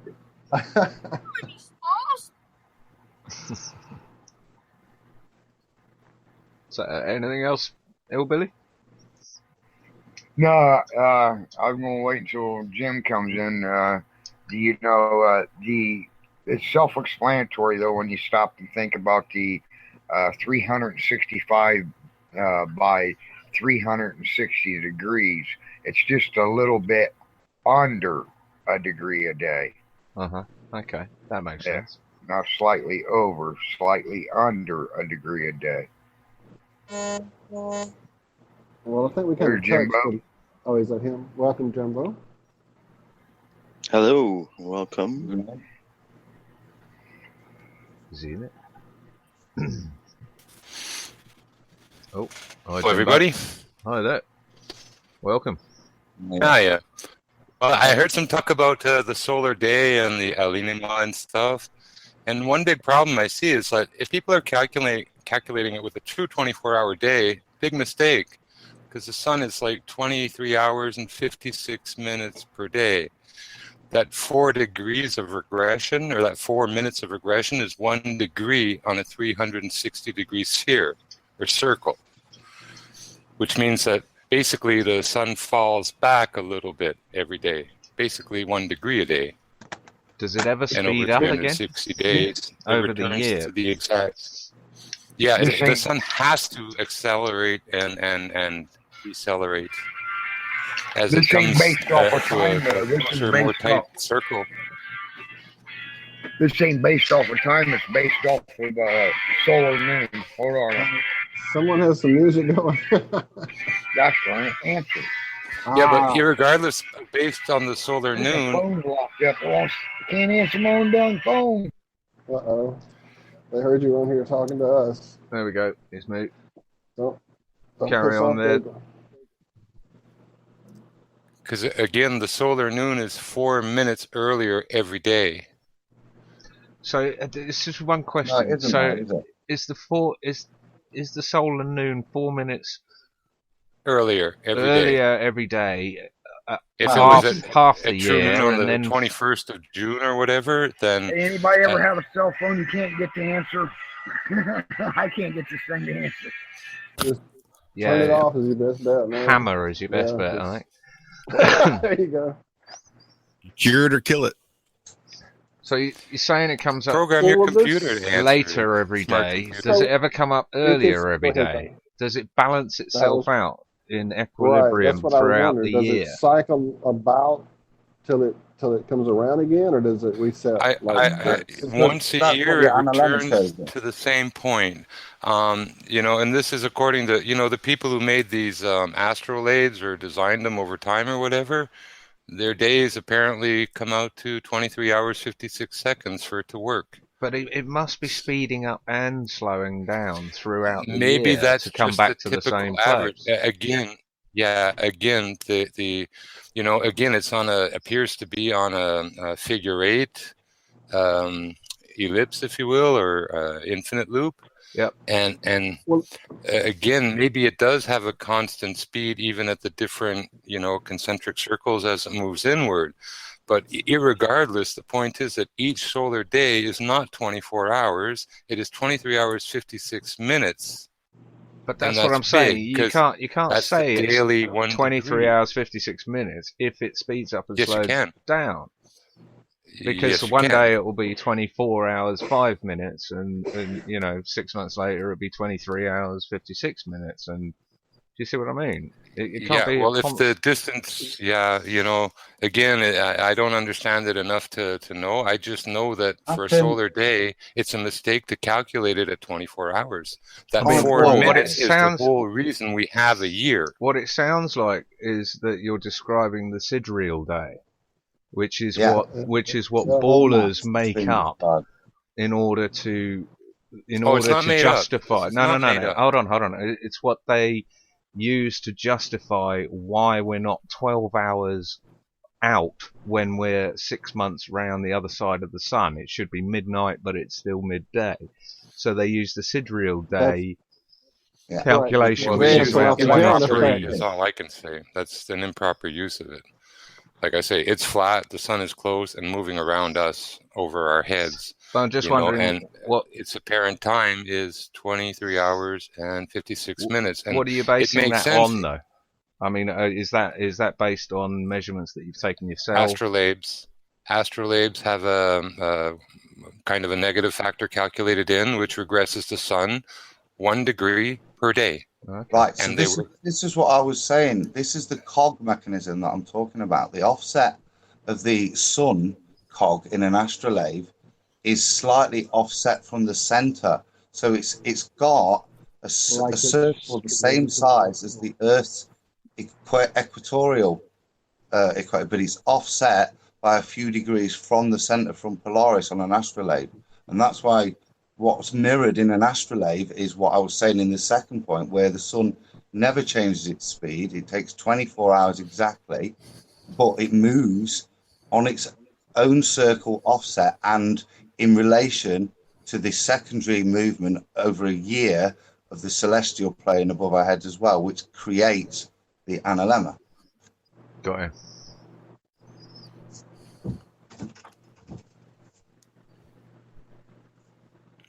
But there's the two differences, isn't it? And that's what we're saying. In the first model, we've got a varying sun. In the second model, we've got a varying sky and a constant speed of the sun. But I don't get how it can be 56 exactly every single day and create an analemma, because if it was, like I said, you just get a stick up and down in the sky.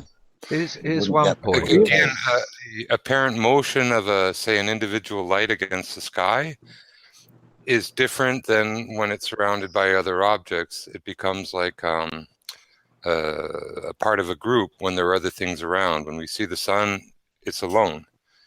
We don't usually have much else to compare it with, like stars. We see their motion and we always perceive them as going round and round. It's not necessarily entirely the case, But again, I really believe that 4 degrees, they calculated it in there. We have a 360-degree circle that we're dealing with. And that, that regression, it's part of what is. It gives us our years. If the sun really did do, in 24 hours, go back to the exact same spot, we'd always be summer. And wherever it's winter, would always be winter. Mm-hmm. No, because the season varies its path between the tropics, not tropics of Capricorn and Cancer. But not daily. You're right. Okay, so that just draws a straight line up and down. I just got what you're saying. You're very muffled. The analemma is what's causing the left and right motion. You can't get left and right if everything is 23 hours and 56 minutes. You would just see the sun drop back every day, 4 minutes behind from where it was before. It would be a vertical line, wouldn't it? It wouldn't be a figure eight. Yeah. Here's something that that needs to be taken into consideration is twilight times between the northern hemisphere or north and the southern. You go to Australia or whatever, 8 o'clock at night is about the latest you'll get for twilight, and then it's pitch black, absolutely pitch black.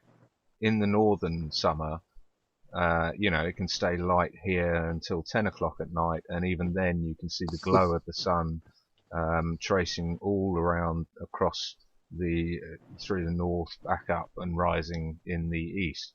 So there's a clear distinction between how the sun's light and how the sun works between the north and the southern regions, and that to me could explain the sun going faster on the outer track, on the outer southern track. Any thoughts on that? Can I get back to what Hillbilly was saying in terms of moving can't. up and down? Because I'm intrigued as to what he's describing. Do you know what I mean? Because like I said, I was trying to avoid that, John, in my early trying to understand it, but he's intrigued me now, and that must play a part as well. If that's what you was on about, isn't it? Were you saying, did I mean up and down in terms of its altitude? Right. And I didn't, but I'm intrigued as to what Hillbilly, if he could elaborate on that, because I was as to seasonal effects and stuff as well, because the closer it is, the warmer it's going to be, isn't it? Well, even the moon seems to have different speeds in its, cycles. Again, a separate unit, isn't it? Away from, again, slightly different to the one full unit of the sun's rotation. It's longer. A lunar day is over 28 hours. So I forget the exact time, but it's over 28 hours for a lunar day. So it's traveling slower than the sun, yes. Yeah. I can't get into trying to model that yet. We're struggling enough with just the sun. This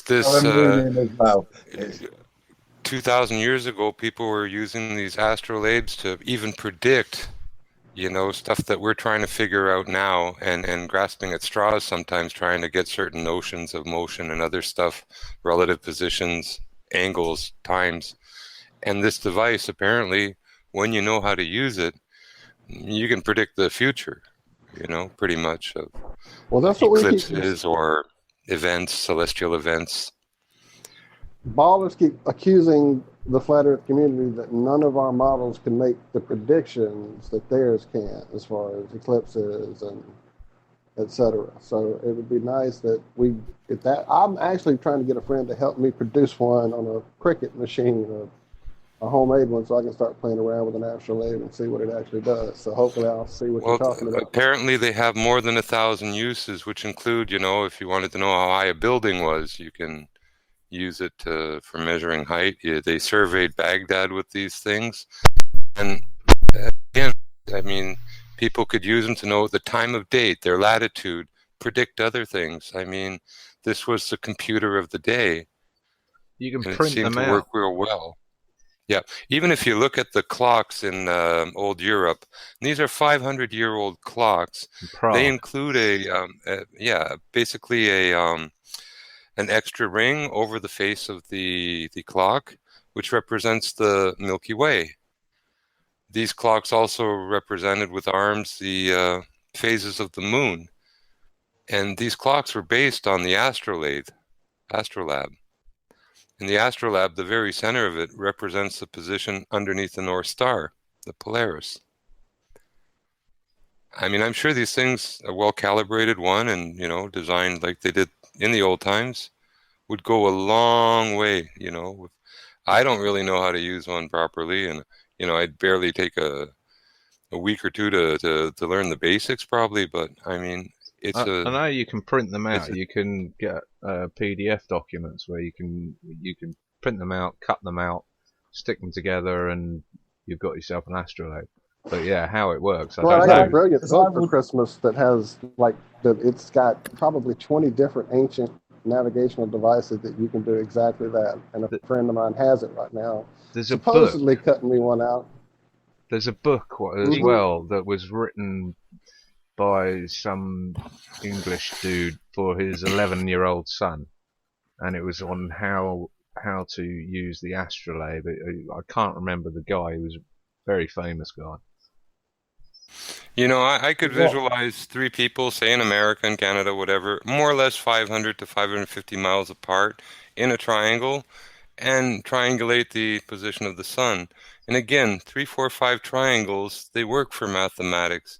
If you have 3 different readings at the exact same time of the sun's location, you can get its elevation at that time anyway. You should say that. That's what we've been working on a couple of weeks ago. How high is the sun? And we worked it That's out. it. Well, the I old don't know if mariners Adam would put his name to it. Yeah, the mariners used the sextant, and they calculated the sun at 32 nautical miles across for its size and 3,200 miles above the surface of the Earth. And they navigated all around the world with those calculations. Right. And if you neglect to put in that 16 degrees, which is half the circumference of the sun, then you are lost at sea somewhere. And it worked for them. And that's 3, 4, 5 triangle mathematics. Yep. Yeah, we worked it out at 6,000, about 6,200 miles up between Gabon and Brazil. The navigator would take the reading at about 20 minutes after 12. He would take the first reading, wait 10 minutes, and take a second reading. And through 2 readings with the sextant, be able to calculate where the hell he was on Earth, on the water. I think that's probably way more accurate than the way we did it, which was using timeanddate.com. Well, yeah, and I heard talk about trying to organize 3 balloons to go up simultaneously from 3 different areas. No. That would be awesome. It would be, but the likelihood of success is very low.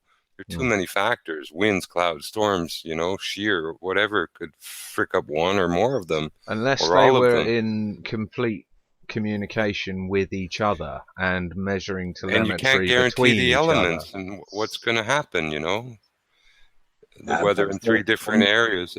It's easier to go from the ground and use an astrolabe, 3 people.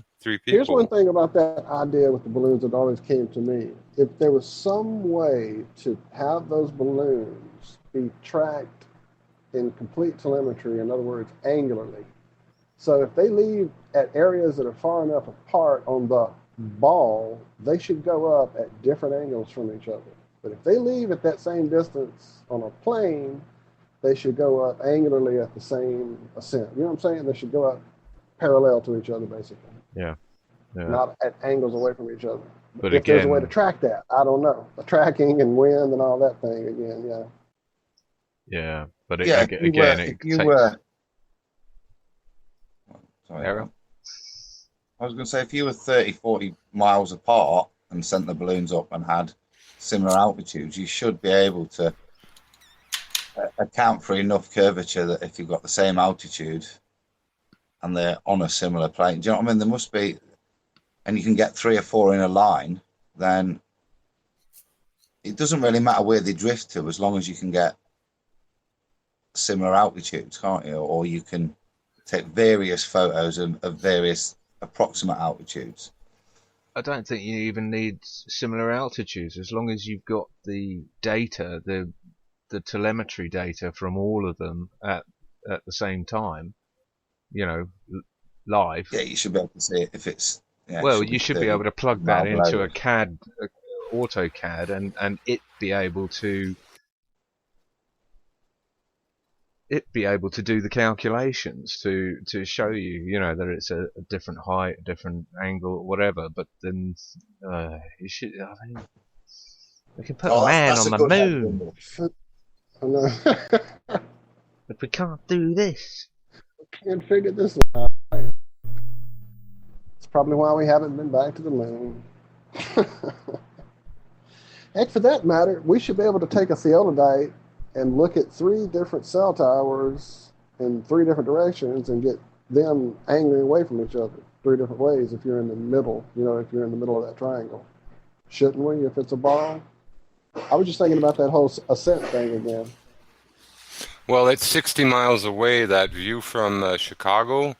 The building should be leaning more or less away from the camera. And they're not. They're vertical. They're up and down.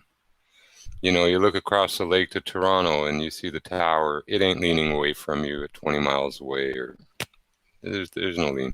Buildings are built plumb. They set a plumb, drop a plumb, and go up vertically. I mean, you go 100 miles down the road, it's still flat. You drop a plumb, it's going to be as vertical as the last building you built 100 miles away. That's just the way it is. I mean, big jobs, they calculate, I don't know, hundreds of miles as flat to, design railroad tracks, roads, tunnels, don't matter. How- Everything is flat, 100 miles. I mean, it's not a problem. They don't ever calculate for curve in huge engineering jobs Well, like the because Suez there's no Canal. curve to calculate for. So There's what you're none to saying calculate for. is basically it's flat. So, and I agree. It's a very low grade at best in most places. Well, if you look at it, we'll use Gilligan's Island for example. What's an island?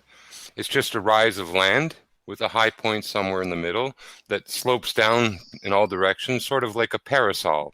Mm-hmm.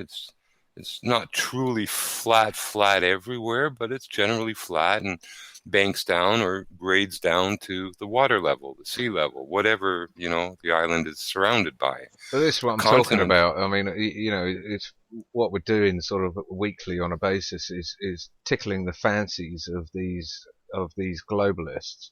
When in reality, it's so damn easy to show it's that clear it's as flat a whistle. because water finds its level, for crying out loud. That tells you it's flat.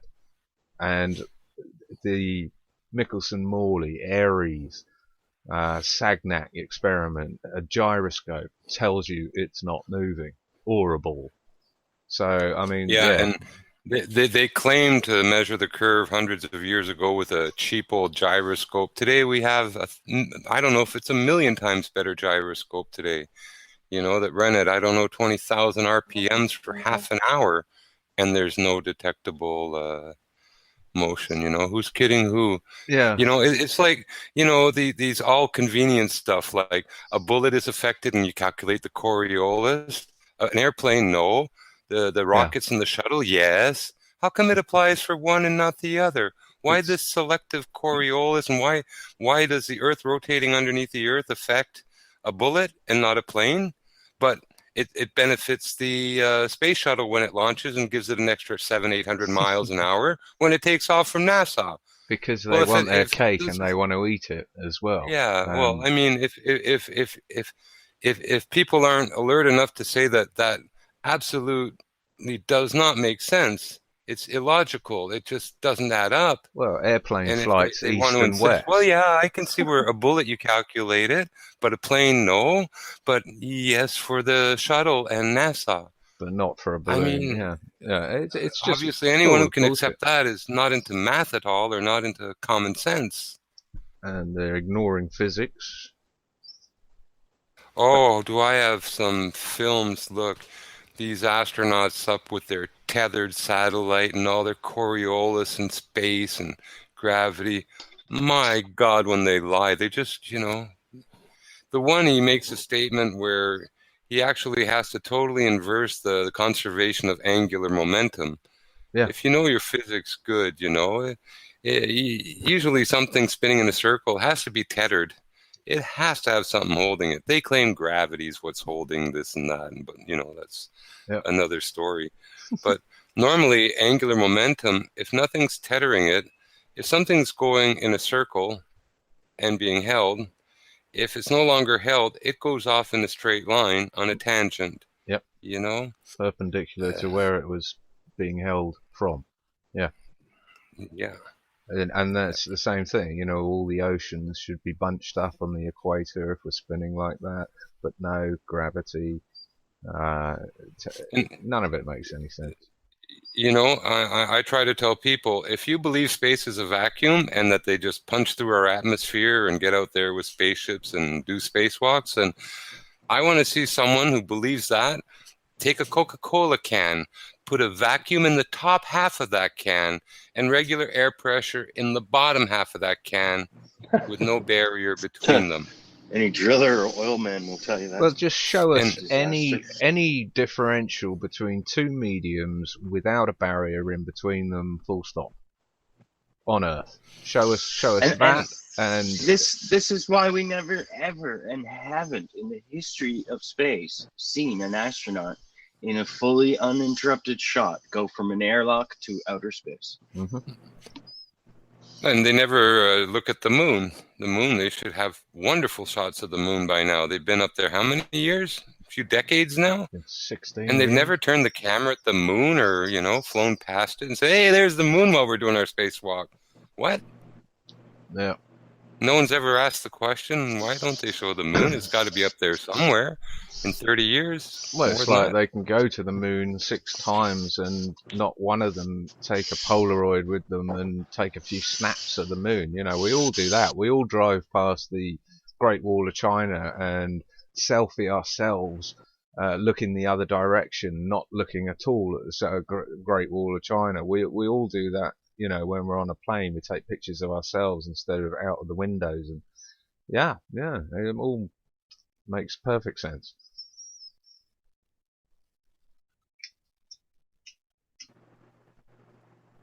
None of it makes any sense. That's the problem. When you start thinking it through and using just simple logic. I mean, just like earlier when we thought about the fact that the Capricorn and Cancer lines are 32.5 degrees north and south, and that's what their tilt is. I mean, it's right there in front of your face, and I didn't even see it all this time. I've been looking at these maps and this angle of tilt. What does that mean to you, Walt?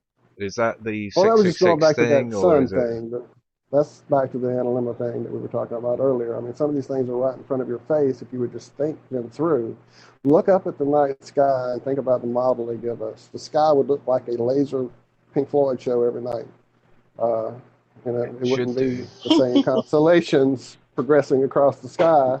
Well, and then recessing every 3 years. I was watching Rogue One the other day, and on the very start of the film, it's got the text and everything, and it's got the stars.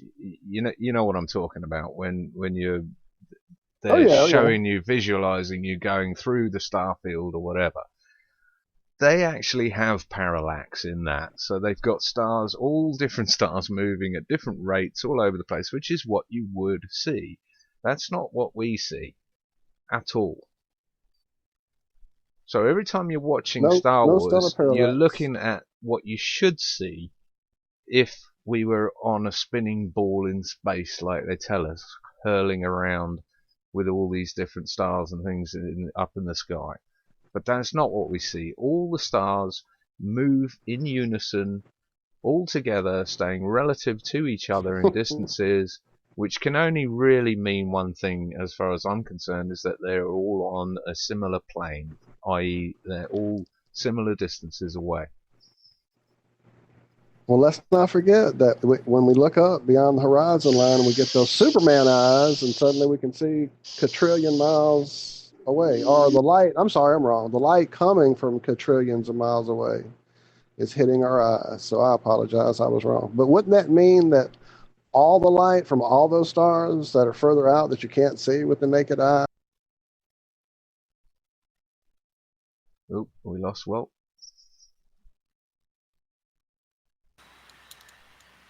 Did someone drop off? Most people. Yeah, I think so. We lost Adam as well.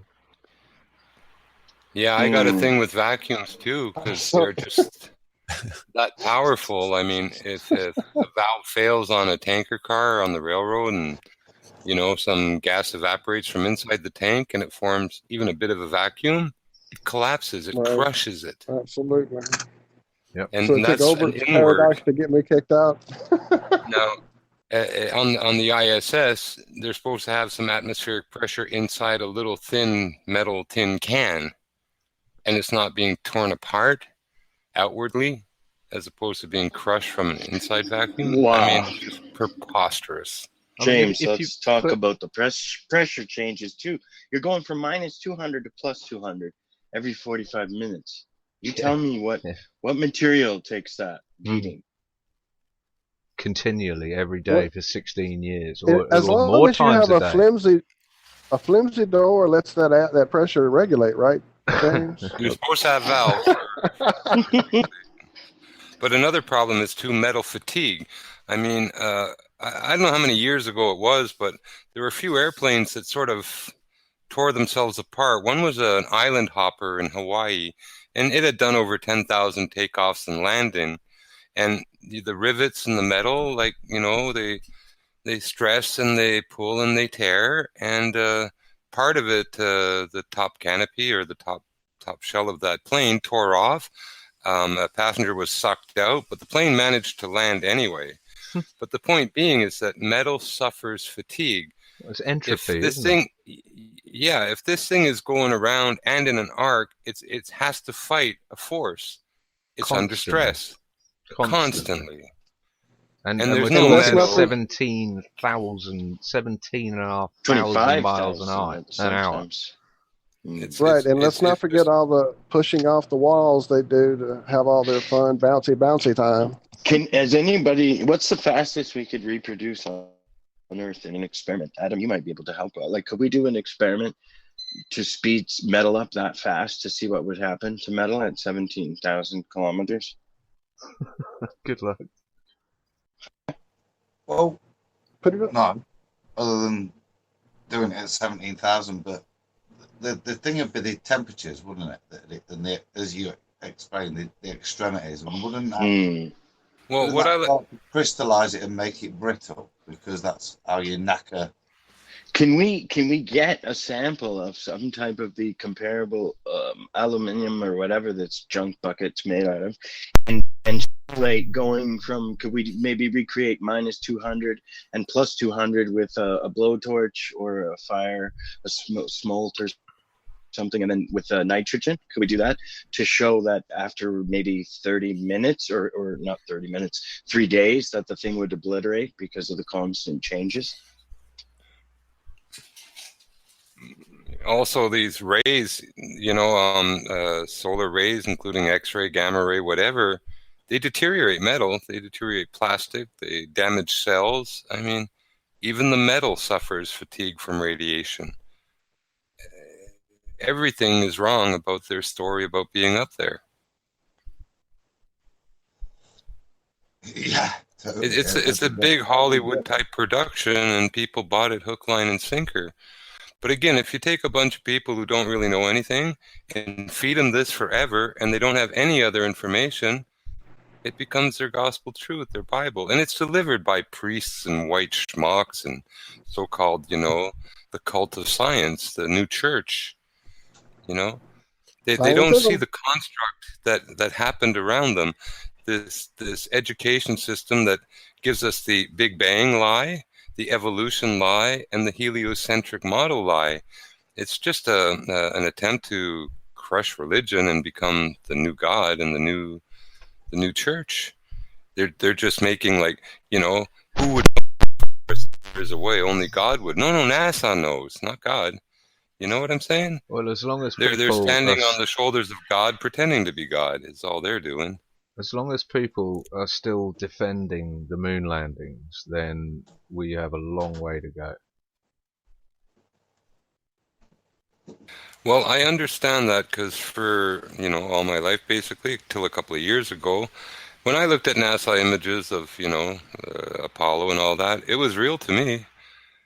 And I do photography and I do graphic arts and CGI, but it's because my brain was conditioned to see and believe what I always believed. But as soon as I saw the first fakery, as soon as, I heard about Rene, not Rousseau, but the one who did NASA Mooned America and stuff. Well, when I started looking into it, and I'm usually open-minded, and I don't like to, be fooled. But as soon as I saw the first, problem, and I knew it was an absolute staged photo and fake, I started seeing it everywhere. It opened the floodgate. Which one was that, James? And I was going to ask you now. Actually, it was one that it's what we call a money shot. And what it is, it was all of their hardware, including the rover, the landing module, the Apollo itself, a bunch of other equipment, and it was all staged like a store window setup, like a design. Everything perfectly and framed and lighting perfect in the shot, and boom, you had a perfect photo, a money shot. Like if you're doing models with products and other stuff, everything got to be perfect. If it's not, you redo it. It takes a long time to set up a money shot. Hence the term and the window and the money shot. I get it. Yeah. Okay, keep going. So that was a beautiful money shot, you know, and then the rest, it all became pretty easy. The too many lights, the reflections off the heels and the back of the boots, and, you know, the United States of America that should be in pitch darkness, just well illuminated on the back of an Apollo, just none As of it well as added up. the astronaut climbing down on the stairs should have been in complete darkness. I did one of, I forget which Apollo rover it was, but actually I titled it The Rover Doing 0 Miles per Hour, and I used tracking software, motion tracking software, to show the movements of the camera itself and track points on the ground. And basically, the cameraman was doing these gyrations, these up and down motions, a few side to sides, and turning around or pivoting inside this little, you know, vehicle, whatever, this Willis that they hacked down. But basically, the rover did not move 1 inch for this high action moving scene. You know, I don't know if I could find it easy. I got shit computers and lots of drives, but basically it's moving at 0 freaking miles per hour. And it's well done, you know, for artistically. I mean, they hired some pretty creative photographers, and, you know, What do you say to the stuff you see today with the wires and the green screen? It's so evident now. Tell us give us your thoughts on that. Well, a lot of it's timing. You see, they always have a long session of sort of talk before they do a flip or a little trick, right? If there are no wires, that means they're up in the G-plane. They're waiting for the right time to have that moment, right? Other times they are, you know, more or less studio, and they are using the wires and stuff. You can tell there'll always be people sort of low and in front, not moving too much, just doing the up and down thing. Bouncy. You know, it's all choreographed. It's all staged. And, you know, I've worked... I actually was on a few TV shows, but that's beside the point. I like to do a lot of the work back behind the scenes and stuff, you know. But you get to know how long and difficult it is actually to prepare even like a minute or two of film like these guys do for the shuttle and stuff. It's staged. Nothing about it is real. 0%. There is no ISS above our heads. Never has been. Amen to that, brother. I mean, I accept it, and I know. Look, what put it? Vincent, another flat earther now, he found a picture from the cupola of a guy named Kuiper, and he's looking down at Italy in the shot, okay? Now, if you go to Google Earth and look at Italy from 250 miles up, which is supposed to be the height of the ISS, that boot is in your face, and you don't really have much of a view of much of Europe or anything. Really, you got the boot and some water and, you know, a little bit of whatever North Africa. Raise it to almost 3,000 miles, and that's the view that Du Kuiper is looking at.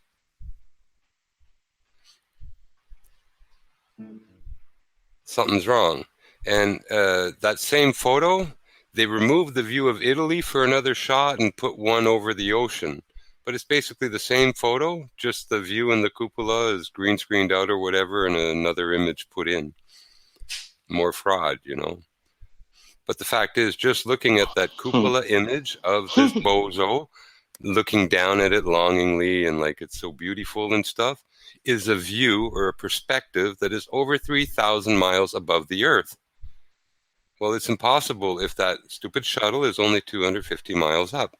That boot is right in your face. More fakery. Yeah. But, yeah. People don't care enough to unmask the fakery, and if they do, they're not going to do anything with it. They'll just be like, so what? They probably faked one thing.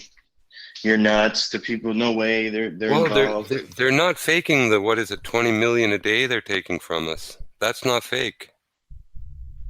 You know? That's a lot of money. And they want more. Look, these fraud artists at NASA and their government shills and friends and all these whatever promoting it, Hollywood buddies and stuff, look, they want to steal $1 trillion plus from us to fake going to Mars. I say no way. I say no way. That trillion got to stay here, go to other stuff. Because they won't stop at $1 trillion. You know, cost overruns, this failed, we have to redo this. Forget 1 trillion. They're going to shoot for 1.5 trillion, 2 trillion. Fuck us. They'll go for 3 trillion if they can get it. You think these greedy fucking lying bastards have any limits to their greed? I don't think so.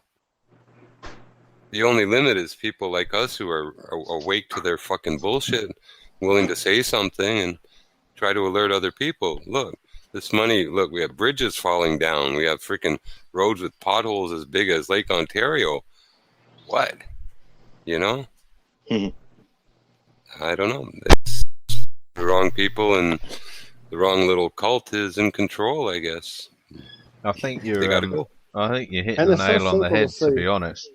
And I think for a while now, I've understood that you may not want to preach the flat Earth, but what you can, and probably more importantly, preach is that NASA is a complete and utter fraud, because that will open the floodgates to, eventually, to the flat Earth. So yeah, I think our concentrations need to be on highlighting what Have you NASA seen, has John? done. Have you seen the new Eric Dubé video about how to explain? Yeah. Yeah, that was, some good stuff in there. Yep, I Some tweeted of that it was out. shite, but some of it was very I don't useful, know. and practical. I'll tweet it out if it's telling people to get the message out, that sort of thing. I didn't see any shite in there, but elaborate. No, I mean, some of it's common sense if you've been talking. Maybe if it's a little bit more for new position, but if you've been talking about it for a couple of years, some of it was pretty basic and unnecessary. But I got you. that's what I meant. I got you. But it was good, it's good because that's a question that people have all the time. Because the more and more you're faced with it, the more questions you get always, right? So it's kind of good to go about it in a calm sort of manner, Yeah, but I think NASA is one of the key topics, because so's the government too. Yeah, but so many people are NASA fanboys, and they just cannot contemplate that NASA has done this. The more that can contemplate that, the more you wake them up to the government. You go, okay, but still NASA is NASA. They love them when it's so bloody obvious that they've been defrauding the world since their inception. Well, one of the groups that sort of governs us from from behind, if you will, are the Freemasons, and NASA and all this science fiction is one of their crown jewels for money making. And like I say, we elect officials, but these guys are running around, and I don't care where, here in Ottawa, in our parliament, and in the U.S., and they fucking walk in the White House or where you rule and govern. They aren't elected and they govern. Yeah. They are the real government. They give us, choices of who to pretend are our real leaders, for 4 years at a sloth, I say screw them. Well, I mean, They like you fucked say, around too long. we know that this goes higher than NASA. We know that. But what I'm saying is that people, to your ordinary average Joe, who doesn't know about the government and doesn't know about this, that, and the other, if they can be shown that NASA is defrauding them, lying to them about the moon landings and everything else ever since, and showing their background and their Nazi roots and all the rest of it, occult roots, all their influences in everything, then you can bypass having to wake them up to government, having to wake them up to 9/11, to Sandy Hook, to Boston bombings, 7/7. You can forget all of that because it's going straight to the heart of, if they lied about the moon landings, what the hell else did they lie about? And of course, for 10 years or so, I've had the knowledge that they faked the moon landings, but I never had the second piece of the puzzle, which was why. In order to hide the flat Earth.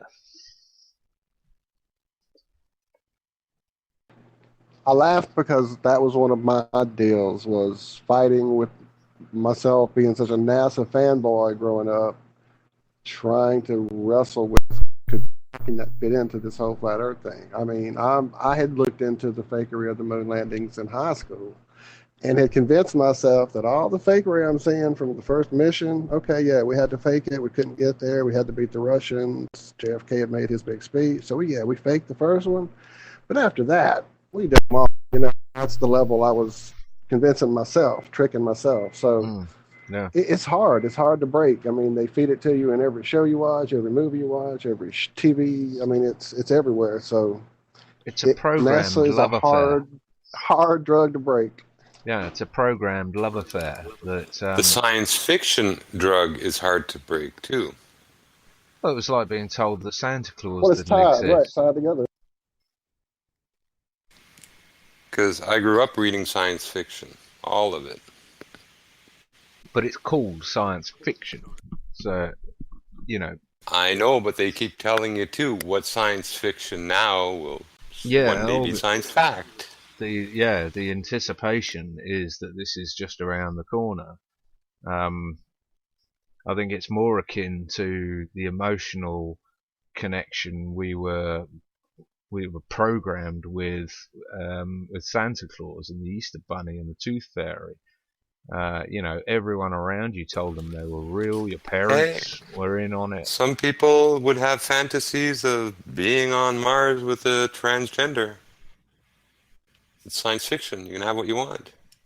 NASA sells notions that there are planets that only grow marijuana. There's only marijuana growing on this planet. There are areas that the space is full of alcohol. If you could stick a straw out your Chardonnay spaceship window, right. oh yeah, you could take a drink. They have it rains diamonds on I forget which of our planets here in our solar system. It rains diamonds. They have a contest every Friday at NASA. Who can come up with the most crazy planet theory? They must award some kind of big huge spliff. I don't know. It's just crazy the stuff they come up with. Speaking of that, did you see the latest pictures of Jupiter? No, are they? No, funny? I haven't. They came out today. Are they funny? I think, even the description in there said basically, conspiracy theorists are going to have a field day on the latest pictures of Jupiter that NASA have released. Yeah, it was either today or yesterday. Oh, somebody's got to pull them up. I'm looking now. It's hilarious. It's sort of flattering that they add that conspiracists will be all over their asses for this one. If there wasn't pressure from what's happening in these chats and other shit like that, they would not even put something like that. No. They would go straight to their headline and that's it. Well, if it wasn't for us, I don't think they'd have released their second official photo back in 2015, just months after the Flat Earth resurgence. I was I guess, Poncho Pete's, and they were having the NASA Live whatever feed or whatever, and there were some people from the group, including I guess Poncho. They tried to go over, and they were already pre-blocked. Wow, that's funny. So it might mean they're watching these channels, and I wouldn't doubt it. Well, there's already been two changes that I can think of offhand that, they have to reflect what Flat Earth community is doing. The Flat Earth calculator itself changed the way it did the calculations. And the major one to us, we found out recently, is if you go to the null Earth school map and hit the AE projection, it now defaults to Antarctica so that you don't immediately get the flat Earth map. You have to actually manipulate it around to show the classic North Pole in the center flat Earth map that it used to default to. So they've changed that as well. So we're definitely making an impact. I mean, hundreds of things have changed. Without a doubt. Yep. They're scared. If they weren't, they wouldn't react. It's always a good sign when you're doing something and someone else reacts to it. It's like if an artist does a good song and other people copy it. Yeah. They're But sort of in like, the avant-garde. I mean, that's classic. Is we're told from NASA officially that you've got one photo from space right up until 2015. You've got one photo from 1972 after 6 moon launch landings, everything. They can only get one photo out, and then I'm sure it would have been another 40 years or whatever if flat Earth hadn't come up. But suddenly NASA come out with a second photo in 2015, literally months after flat Earth took off in, I'd say, January 15 or October 14 or whatever. I mean, and not long after that horrendous Earth-Moon transit video hit, right? Yes, not too long afterwards. And then they released, what was it, 150,000 photos of whatever on the moon. Yeah, they were in the mail. They were lost in the mail for a few decades. Now they're gonna orbit 2 pansies around the moon, around the moon next year. From SpaceX, and there you've got, I mean, it's just reaction.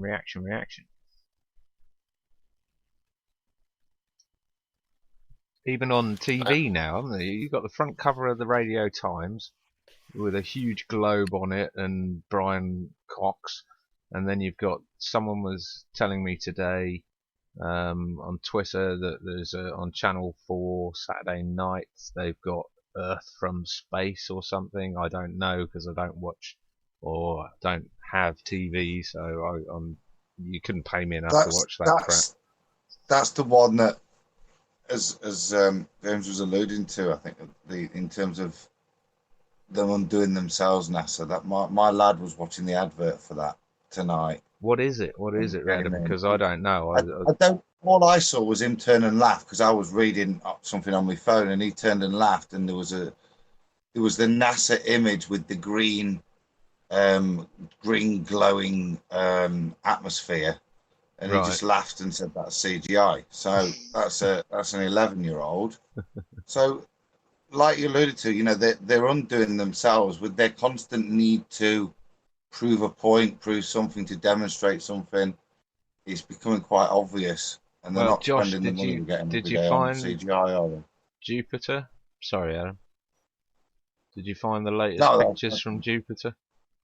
I haven't, mate. No, Josh. I got some good pictures of Jupiter I gave to Walt. With the camera. I think I did. Do you see what I'm talking about? I'm looking at their JPL. Here, let me just share my screen. Is it ball shaped? What I'm looking at is just ridiculous. Oh, come on, you tease.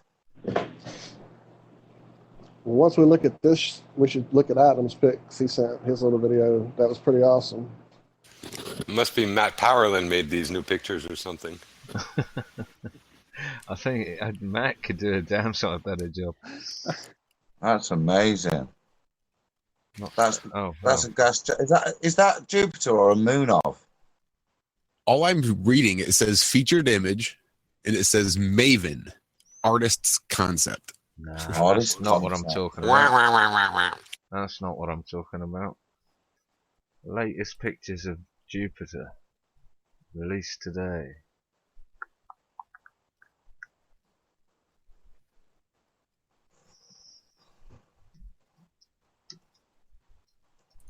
You see, they protect themselves too by calling them sometimes composites, sometimes images. You don't really hear the word photograph very often these days. Ever. Is it these swirly ones that look like the early Ken Kesey tie-dye shirts? Yeah, that sort of thing, but it's the shape of the planet. You know what I find amazing is photographic film. Like I say, I've worked in dark rooms. I can develop color film. What they used on the moon was ectochrome, which is reversal color film. It is so sensitive to heat and temperature and even radiation and stuff. For it to have been like, say, on the moon, going up to 150, 200 degrees, down to whatever freezing temperatures and whatever. I mean, it's harsh conditions. That film could never have survived. And besides, it was probably the worst choice of films because it's one of the more complex to develop and real sensitive. The fact is, even a 1/4 degree temperature change over your process at the wrong time, your photos will look all purple or blue or just right out to lunch.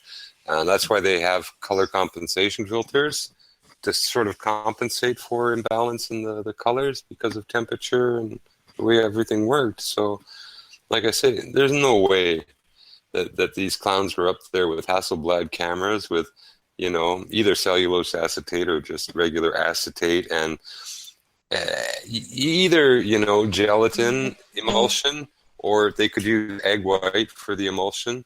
But in either case, these are very fragile things. This film cannot take a temperature of more than 104 degrees. The film melts. It'll melt your emulsion.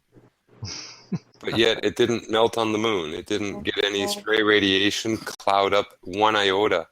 When it got back to Earth for development, perfect composition, in spite of no and ability money to shots focus, all over the place. Oh, yeah. If you want to see how complex, look, the ectochrome, to develop it, there are two sets of instructions. One for North America and one for the tropics. You have, because the extra heat in the tropics, there's a different procedure to develop that film. It's that sensitive. So, can you see if you look at ectochrome processing, it'll blow your mind. Why would they take that? Why? Can you see my screen? Why not just bring up some Kodachrome? It's still same film. It's going to melt the emulsion. It's ludicrous. Okay, that's the image they're putting out. I don't know if you can see that. I do see that. That's pretty funny. Is that just for Easter they're putting that out, or? The Edge of Jupiter, 19th of April. Oh wow, you can even zoom in. Look, you can zoom in. Look at that. What is that angle? It's a polygon. See, I saw that, John, and thought, surely that's not what he was talking about. What are you looking at? I still don't see it. No way. I reckon that, I think Jupiter needs to go to the doctors. It's got a bit of a lump, look. That's worrying, that is. I mean, that's just embarrassing. What the hell is that meant to... I mean, it's just incredible. There's text to it as well, isn't there? Where's the text? Oh no, hold on. Let's go back. There's an article that goes with it that says something like the conspiracy theorists are going to make a hell of a big deal about this, but it's okay. Don't worry, we're NASA.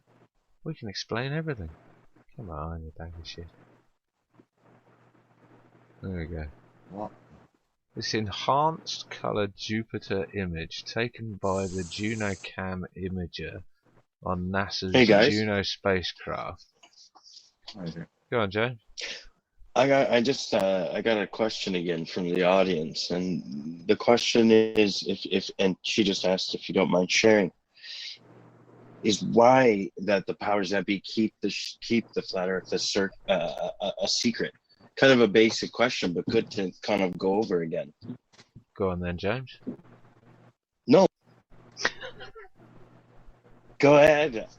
I mean, for me, I think it's because of control. They use it to advantage to keep us confused and unsure of the actual location, specifics, and design and dimensions of the realm that we live in. Well, you'd also say that it was to hide God, surely. Yeah, absolutely. To hide a creator, 100%. Mm-hmm. And it takes away sort of the idea that, wow, it's a ball and we've discovered everything. Where is there left to explore, you know? Finite. I think that's a lot of it. Hidden lands and hidden resources. The ball is finite. We're heating it up. We're global warming. The dome is finite. We've dug up all the coal we can. We're too overpopulated. We can't plant enough food. The dome, the ball is finite. The flat plane, well, none of us know until we go beyond the 80th. It's kind of like we're in the fog of war. You know, we say matter can nor be created nor destroyed, and for all things there's a constant of proportionality. There's not too much or too little. Matter's not created or destroyed. You know, water, you can electrolyze it, burn it 1,000,000 times. Carbon dioxide can be turned into, you know, cellulose and sugars and stuff 1,000,000 times. It's never destroyed. It never really goes away. So even the oil and these hydrocarbons, they are produced. They have to reproduce. They're not a finite. It's a cycle. It's a whole system of things. It may be enclosed. It may be limited, but it's almost indestructible in its design. You know, I would step outside my normal scientific self there and say, if it is a dome or whatever, then it doesn't really matter, because if it is, it's God's will, and if it runs out, he'll will another one, or whatever the will is, it will be something else. But I don't think it matters, because by definition there's a creator, so I'm not too worried. Do you know what I mean? Because it is what it is. I won't worry about it running out like we're supposed to worry about the sun running out of energy. Right. Well, okay, but does that answer the heat death? Does that answer the question in terms of? I mean, there's a biblical religious standpoint, a creation standpoint. There's a hidden what land James standpoint. said was control. I mean, there's numerous others. I mean, on numerous levels. There's money for a start. I mean, NASA's trousered over $1 trillion. So we have money and control on that part. That's a huge one. Yeah, the money's the interest. They keep the whole system captive this way. Everyone in it. Right. Well, the captive system, again, I think extrapolates out to the infinite plane for me, as I've looked at it. I mean, why else would our entire existence be as polluted as it is? Food, water, in every possible way. GMOs, chemtrails, fluoride in the water. Everybody says, oh, you're a conspiracy theorist, because why would they do that? They have to breathe that air. They have to drink that water. Maybe they don't. Maybe they have a place they can go to that doesn't have polluted air. Maybe they have crops that reproduce past the third generation. You know what I'm saying? Maybe that's why you can't take food on deck if you are on a cruise in the Antarctic area, because they don't want birds to pick up this crap food we're eating and take it into their wonderful paradise world they all get to go hang out in. Just a theory. The Iron Republic. Well, right. It's where they all go to. Charlie Murphy just headed out not too long ago. He headed out on his cruise to the outer rings, I'm saying. No, I'm sorry. That was very, very inappropriate. Rest in peace, Charlie Murphy. Another one flew over the cuckoo's nest, the wall.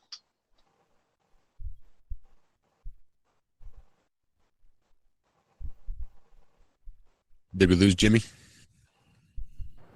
But definitely hidden resources, for sure.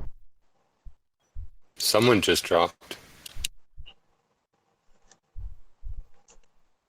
What's happening here? That's another 2 dropped in a row. That's 2 gone, isn't it? There's only a few of us left. Google likes to do that to us every once in a while. Oh, clear out like 3/4. I mean, it's come down to just me once. I've seen him clear out like 7 or 8 people all at one time. Hidden lands, and they throw me out. Just saying.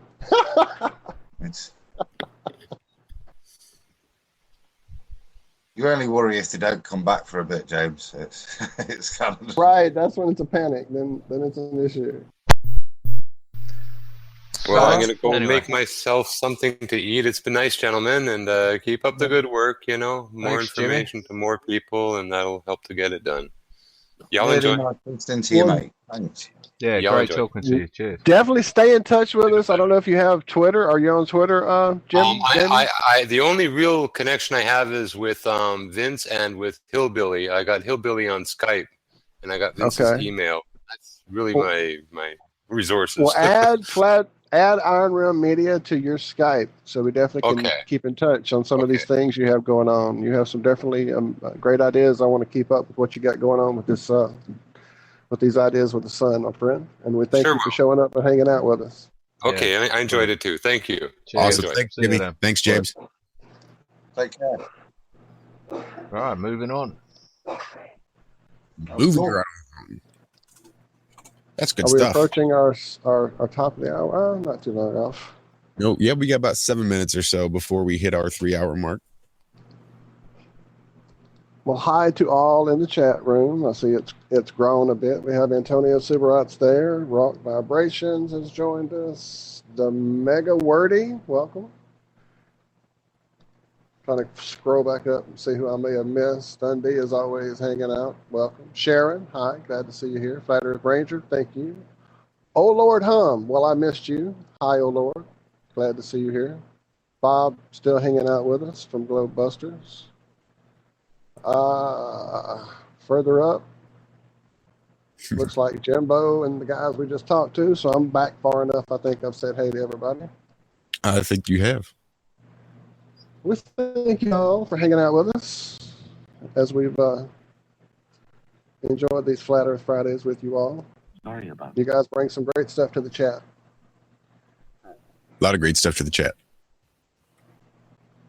And anytime you have something you want to hop on the air and let us all know about, just let us know and we'll drop you a link for sure.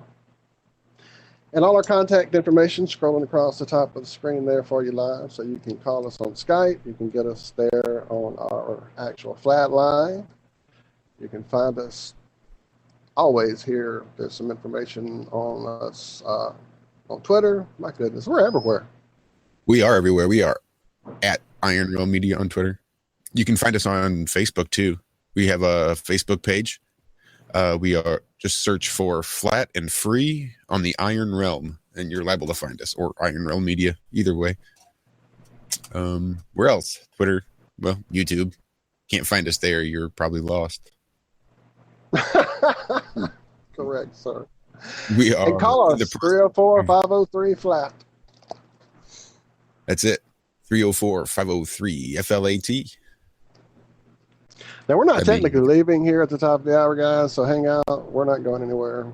Just a quick little I break. was just going to ask, what's the plans? It's 1 o'clock over here, so I'm winding down for the last sort of half hour or so before I head off, probably.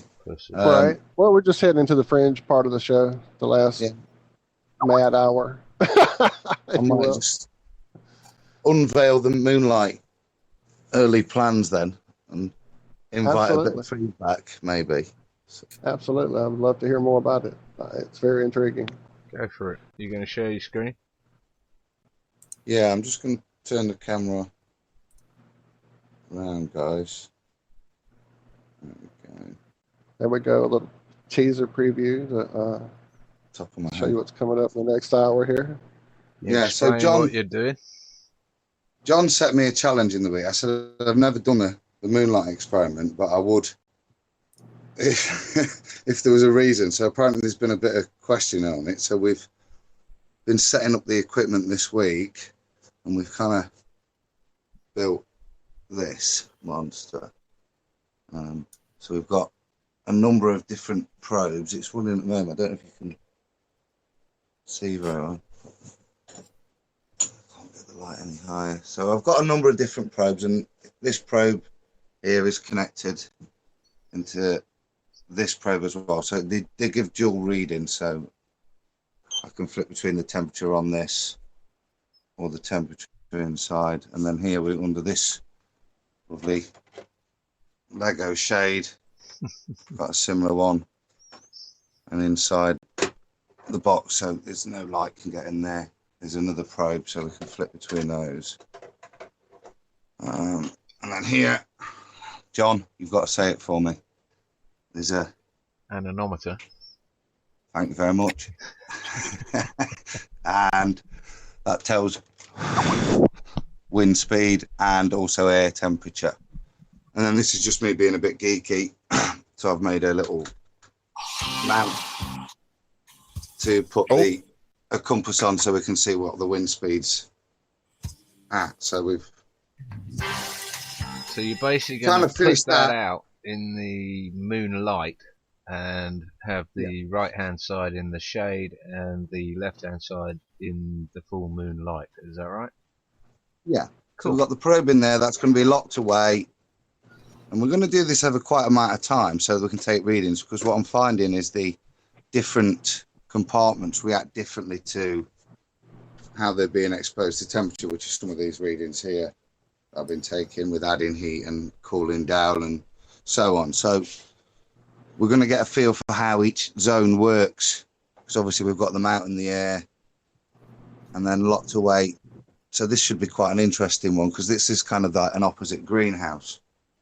Yeah. So whereas you can expect it in the sun, when we do the sun experiment, to get really hot in there, is it going to get super cool, like the reverse of a greenhouse? Or so who knows? And those are just temperature thermometers you can pick up anywhere, yeah?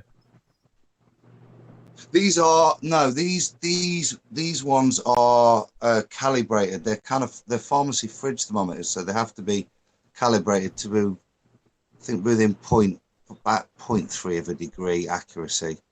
And that's good enough realistically. So, because what we're trying to do is variance and change. So as long as we're seeing more than that, and I think we hope to see more than that, then we should. What you got there, Walt? Well, I was saying I had planned on doing a little something, but I think I'll just toss that and let you carry on there, sir. My goodness. No. All things count, mate. All things count. Right, no, I'm being silly. But yeah, my goodness, Adam, you have thought this through, my friend. I was going to get a little cardboard box and some water glasses, and yeah, I'll still do it, but my goodness. Impressive. That should be. So that's just me being a bit geeky so we can get some temperature and air speeds, which will, I think, reflect for what happens. It's important when we're outside that these ones we kind of reflect, because if there's a really cold gale, then that's going to affect these massively, etc. So just kind of so we can set some more scientific measurements around what we're measuring and stuff like that, and I think it would be interesting to do this live. Yeah, definitely. I'm not sure what it's like outside. No, you see, there's no. No, I don't think there's any just moons. Cloudy and horrible. Yeah. Well, it's coming. The moon's going to rise at about, I don't know, 4 o'clock in the morning or something. Silly. So, but no, next month. You know, because I've done this experiment with just a half moon and got measurable results. So even up to half moon and beyond, it's it as far as I'm aware, from my experimentation, it's noticeable from half moon onwards. It doesn't have to be a full moon. It doesn't have to be, anything near a full moon. You'll still get 2 degrees plus a difference between the two. Night, moon shade and moon direct moonlight. Just to explain what we're talking about. That's very impressive. Anyway, that's it there. No worries. So, no, that's just the final bit. Obviously, it's got a astromech droid just in control there, just to process whatever's going off in there. R2-D2. Yeah, looking forward to getting. Well, you'll need that. Right, you'll need that. Just yeah, it's sad get. I know. No carbon scoring, right? That's it. Just had a premonition of seeing we'll that see. going up on a weather balloon. A bit more stability testing, and I want to do a bit of a test in sunlight, get those readings, and then let's set it up over at the beginning of a show, hopefully one Friday night, and see what happens. We keep coming back to it, yeah. Changing that would be a few amazing. Things. Sorry, Joe. We're virtually ready to go. We've got there in a week. We just need to. So I don't want to. I want the readings to have some meaning. So if we can do lots of, like I say, Well, I think you've got, probably at least 20 days or 14 days. We'll get that planned in. Get that until planned we in. Right, until we get favourable moon phases. right, turn that off. Cool, nice one. But yeah, so cool. See what happens. My wife thought I was mad with that one when I brought that one down from the man cave. You are mad. Test it You're indoors. crazy. We're all crazy. Anyone who can't hear the music thinks anyone that's dancing is crazy. Yeah, all good. I'm quite excited, so we'll see. But hopefully get some clear night and we'll get it tested. Hopefully for a Friday. That would be awesome.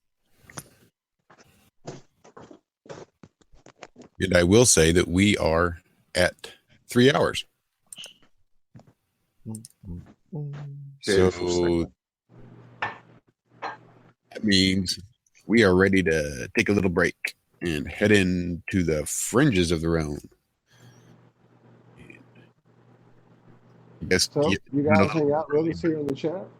Hang out with us there online, watching. And anyone want to come on? Queued up? Another one? No, I just thought I'd play the same damn one. Play it again. I love that song, sir. Right. I don't think we could ever play it too much. Never, ever. I suppose we can, but not just yet. Is Bob and Antonio still in the chat? Anyone can come on. We're having a giggle now. We're into the fringes. Right, it's just us hanging and being crazy now. Well, let's see what we have. Yeah, and Antonio, you've promised 1 million times via different methods to make contact. So come on, pal, jump in. The gauntlet has been thrown. Well, he has engaged us in chat, and we are now connected on Skype. So cool, good stuff. The gauntlet has been answered, but we would still love to get him on if he ever returns to the keyboard. I see he is AFK at the moment, but he may be right. Exactly. So yeah, we're just going to take this time, and anybody wants to hop on and chit chat and BS with us, let us know. We'll send you a link. Unless, of course, you're like Negator X or their little crew of trolls that like to run off the same playbook and run around on YouTube messing with flat earthers. You can go F yourself. What happened? So that being with said, Negator? Was he I don't know. Abusive or what? A little. Okay. With Hillbilly. Yeah, in the chat. He's been Hillbilly have history, I think. So a bit of form, have they? Something going on. Yeah, it's like a little bit of. Would me and Hillbilly have similar opinions on him, would we? Probably. Only you can answer that. No, well, you know what I thought. I'm assuming Hillbilly had a similar level of disagreement with him. Well, his level may be a little deeper, actually. You're assuming I remember what you said a week ago. That's between them. I'll have a look for that then. All right. So, I don't remember everybody what stay you tuned. said 2 hours ago, let alone a week ago. Sorry, Josh. Close it out. It's all yours. Absolutely. I was just going to say, everybody stay tuned. If you want, let us know, and we will add you to the room, or you could probably call us on the flat line or on Skype, and I think I should be able to pipe you right in. Other than that, we're going to play out our Gravity song, our own little ode to flat Earth that Walt has scrounged up from the depths of the internet and the likes. Yes. A lovely little lady named Cheyenne. Oh, he dropped the name finally. All right, that's mine.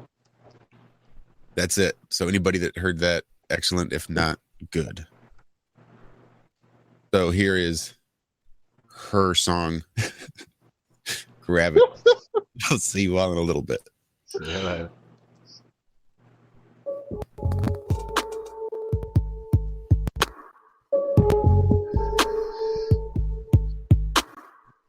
We're up pretty high. Our heads are almost in the clouds, and their feet are chained to the ground with their chains of misery. They've got a hold of me. They won't let go of me.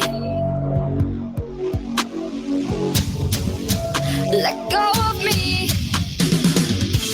They might have gravity on their side, but something's pulling us high. Got the potential to fly.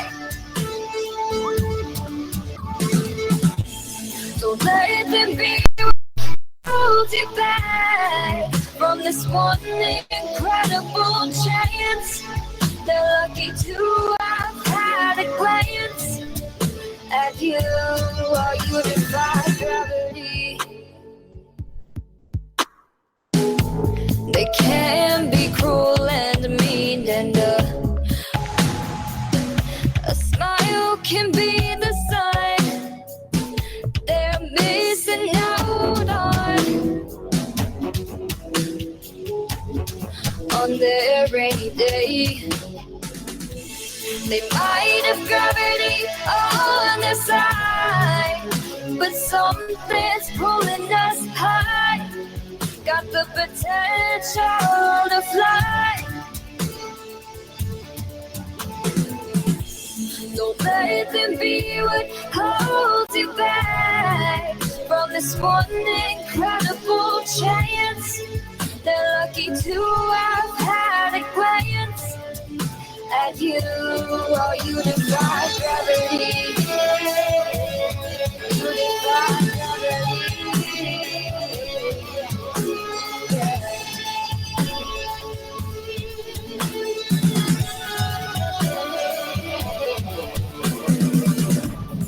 They say we aren't strong enough.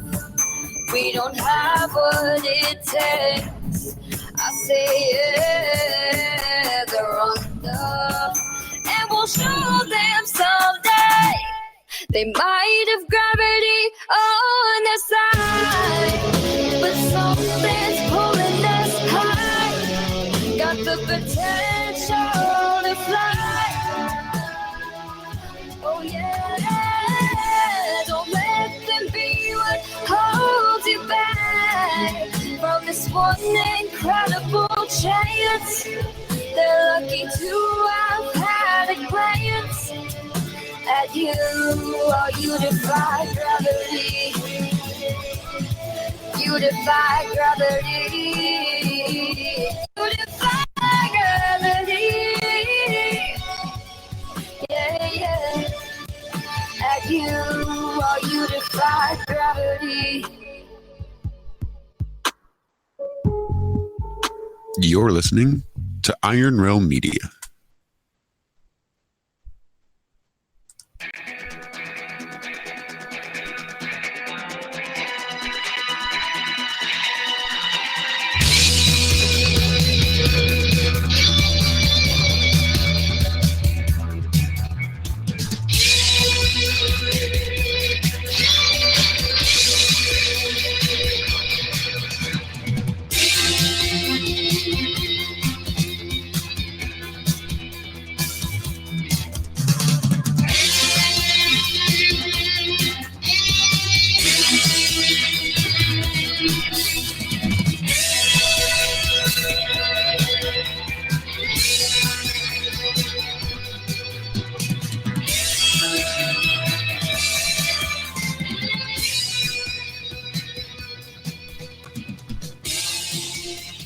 Well, welcome back, everybody. Flat Earth Friday and IronRealmMedia.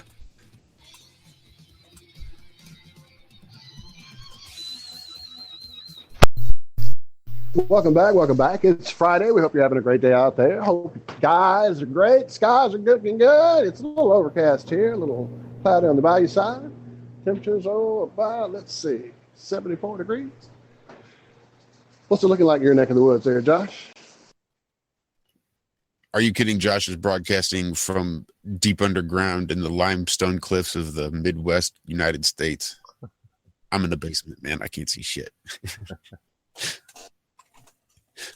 Hello to Trippy McGee in the chat. And a small request from Trippy McGee. He would just like us to go over everything we've already gone over, just to catch him just up. rewind. Okay, all right. Here's the deal, bro. We started out with Analemma. No worries. Welcome, right. Trippy. You can get in here on the show with us, man. Did we lose people there? I think we did. Speaking of losing people, I don't think James is around, and I sure like for him to be here to hear this. I've been meaning to say something for, hell, I guess it's been a couple of weeks. But I do believe Twitter has lost the one and only Hacksaw. Huh.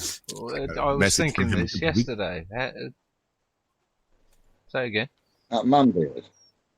Yeah, Manbearded, yeah. He sent me a message a few weeks ago wanting to try to get together and hang out one last time before he disappeared off Twitter.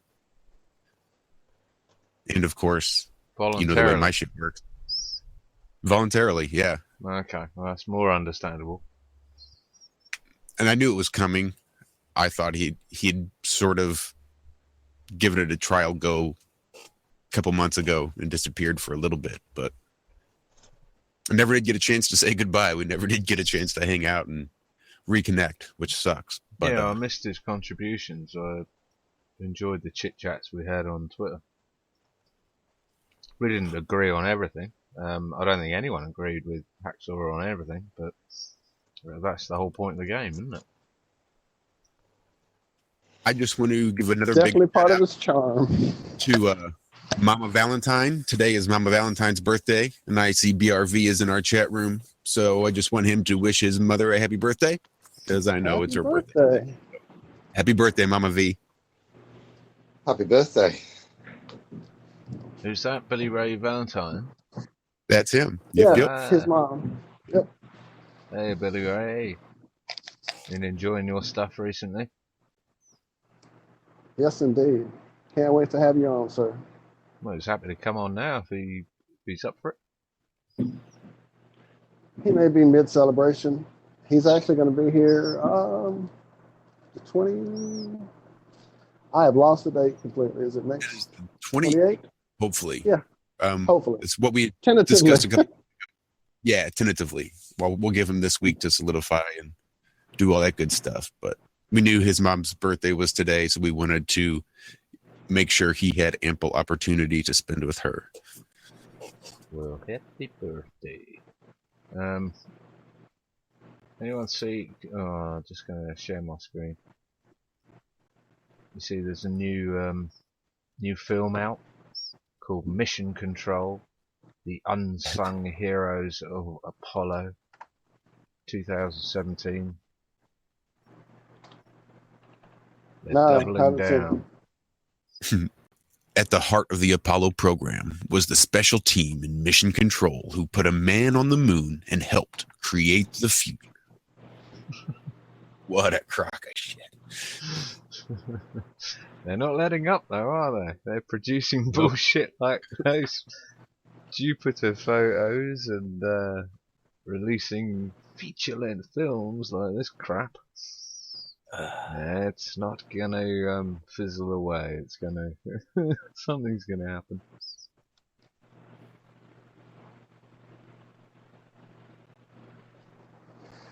Yeah, something's gonna happen for sure. Well, it would take a big man to cut their funding, and I guess Matey's not that big a man at the moment.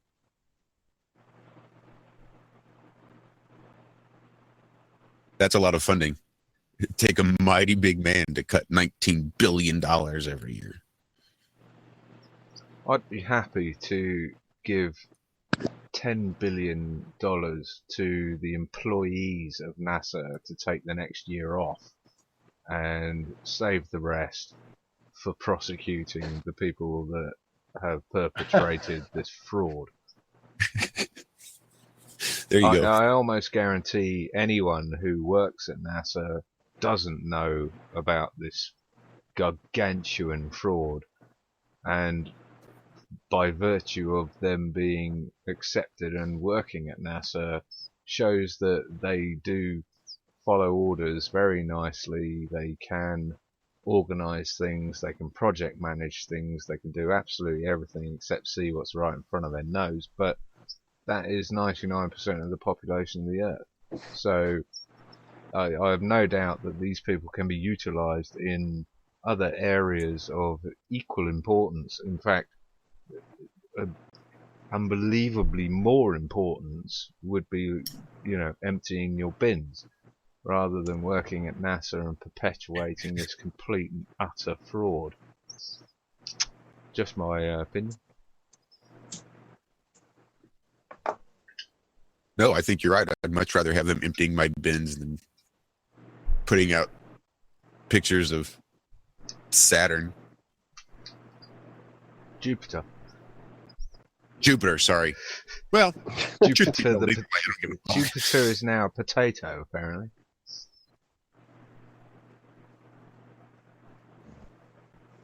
I don't get that at all. It's so... I don't understand it at all. Elaborate. And as I looked at your video, John, that you sent to me, Adam. Oh, I'm sorry. Sorry. Go ahead. I mean, it's so bad. Like, how and why would... When you put it up first, I think you saying it's so bad, it's hilarious. And I didn't think they were going to put up some polygon potato. Do you know what I mean? That's just ridiculous picture. It's not what I mean. You couldn't look at it and go, "What the fuck's that?" How has that got past levels of people and put there? Yeah. Without. Oh well, maybe that's how they're going to start introducing the flat Earth. Slowly start to straighten it out. That's right. It's clearly a piss take. It has to be, surely. They're just going to do your math in reverse, Adam.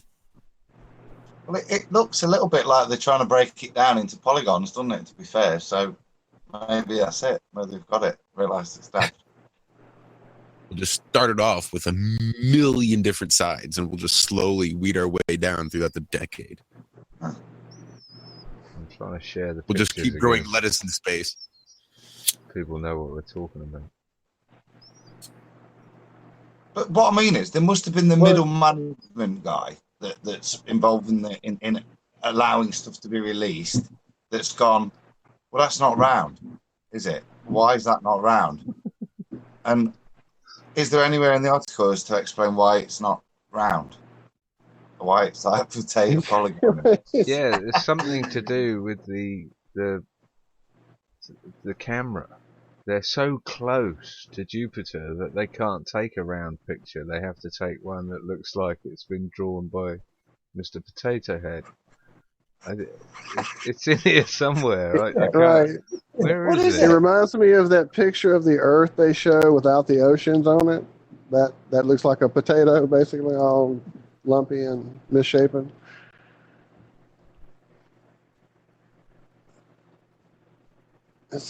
Here we go. Juno Cam images of Jupiter sometimes appear to have an odd shape. No shit. This is because the Juno spacecraft is so close to Jupiter that it cannot capture the entire illuminated area in one image. The sides get cut off.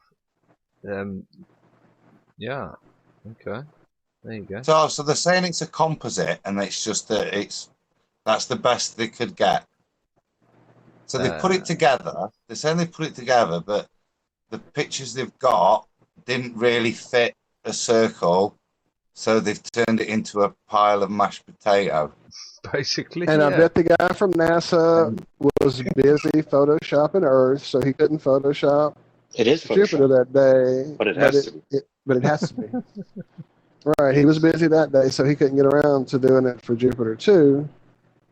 So yeah, that's it. We Unless got they've got like the another freeware conspiracy version. solved. Yeah, Sounds legit. limited icons and stuff, and you can't do circles unless you sign up.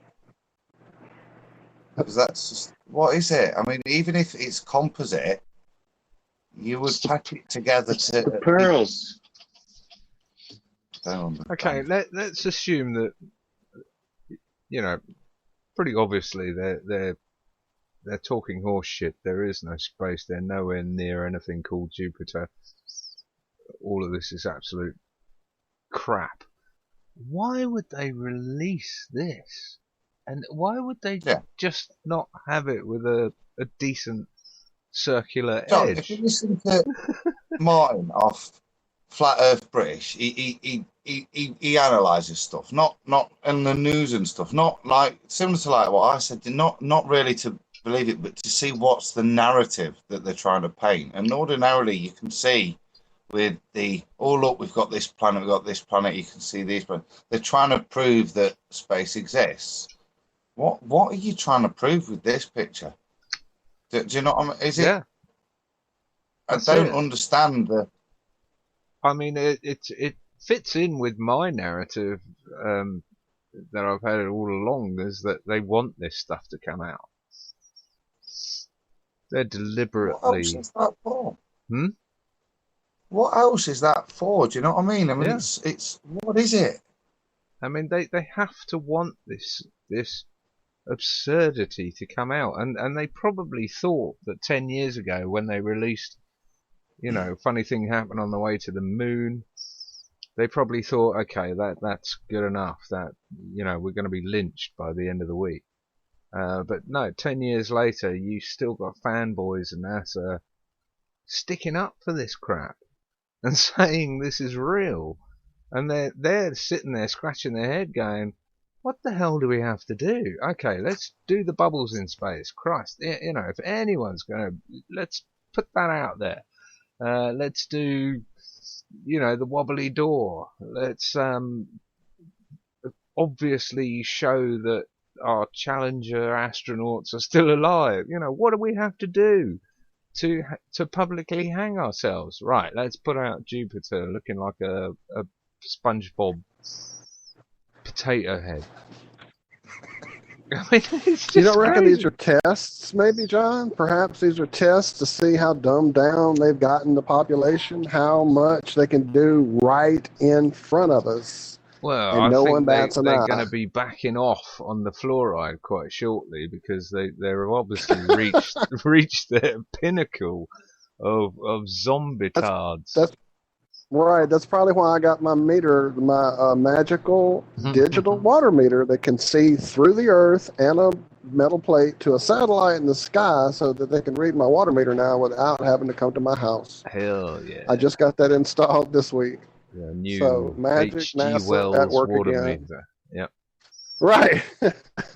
So I'm sure it actually regulates your fluoride dosage too. You know. Well, I'm almost convinced that they are blatantly trying to topple the space agencies, this fallacy of space.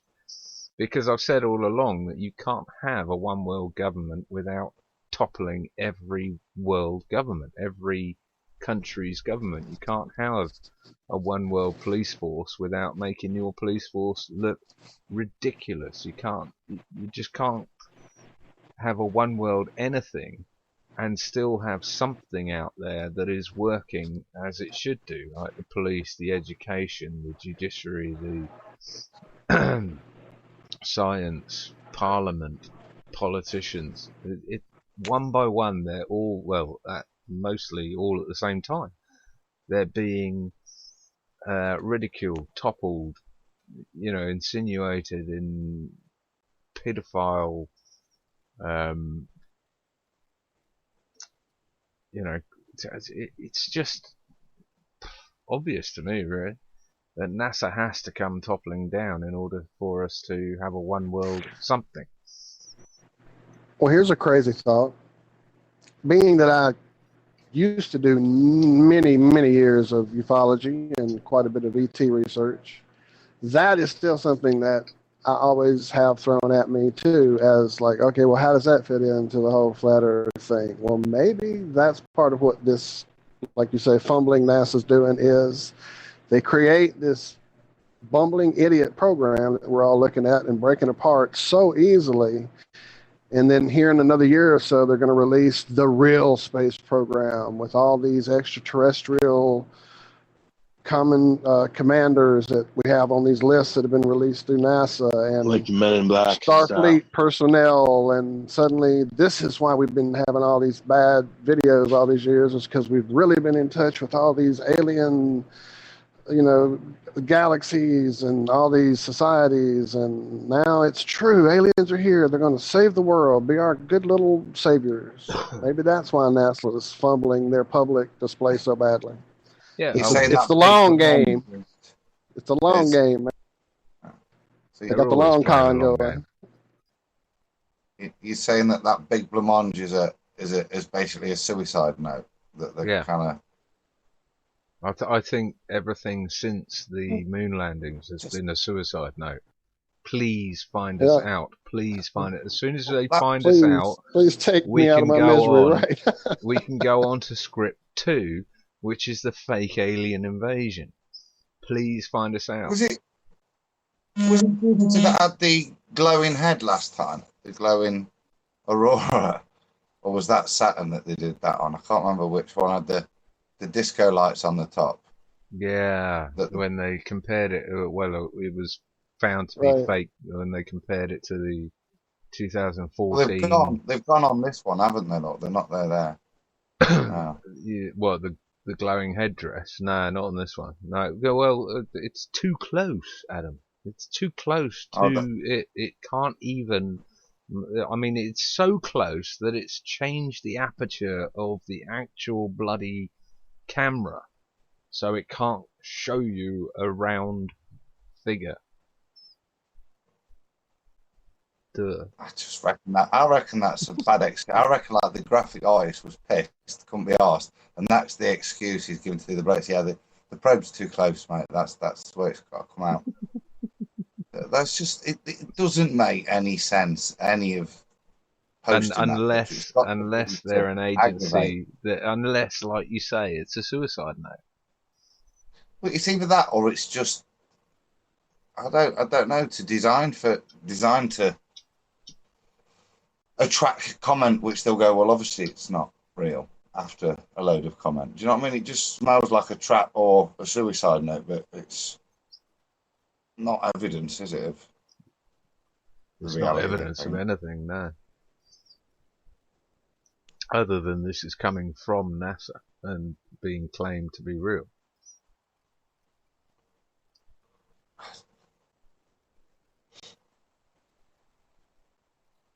Nothing more to be said. Moving on. Flabbergasted. Another play could be that this is going to be their next. Well, here's why you guys keep seeing all these videos from space that look flat, because all of our satellites and the ISS is also close that it would actually look kind of flat here on this one little part right here. Look, see how flat that is? Yeah, it could be. Yeah. You could be right. You could be right.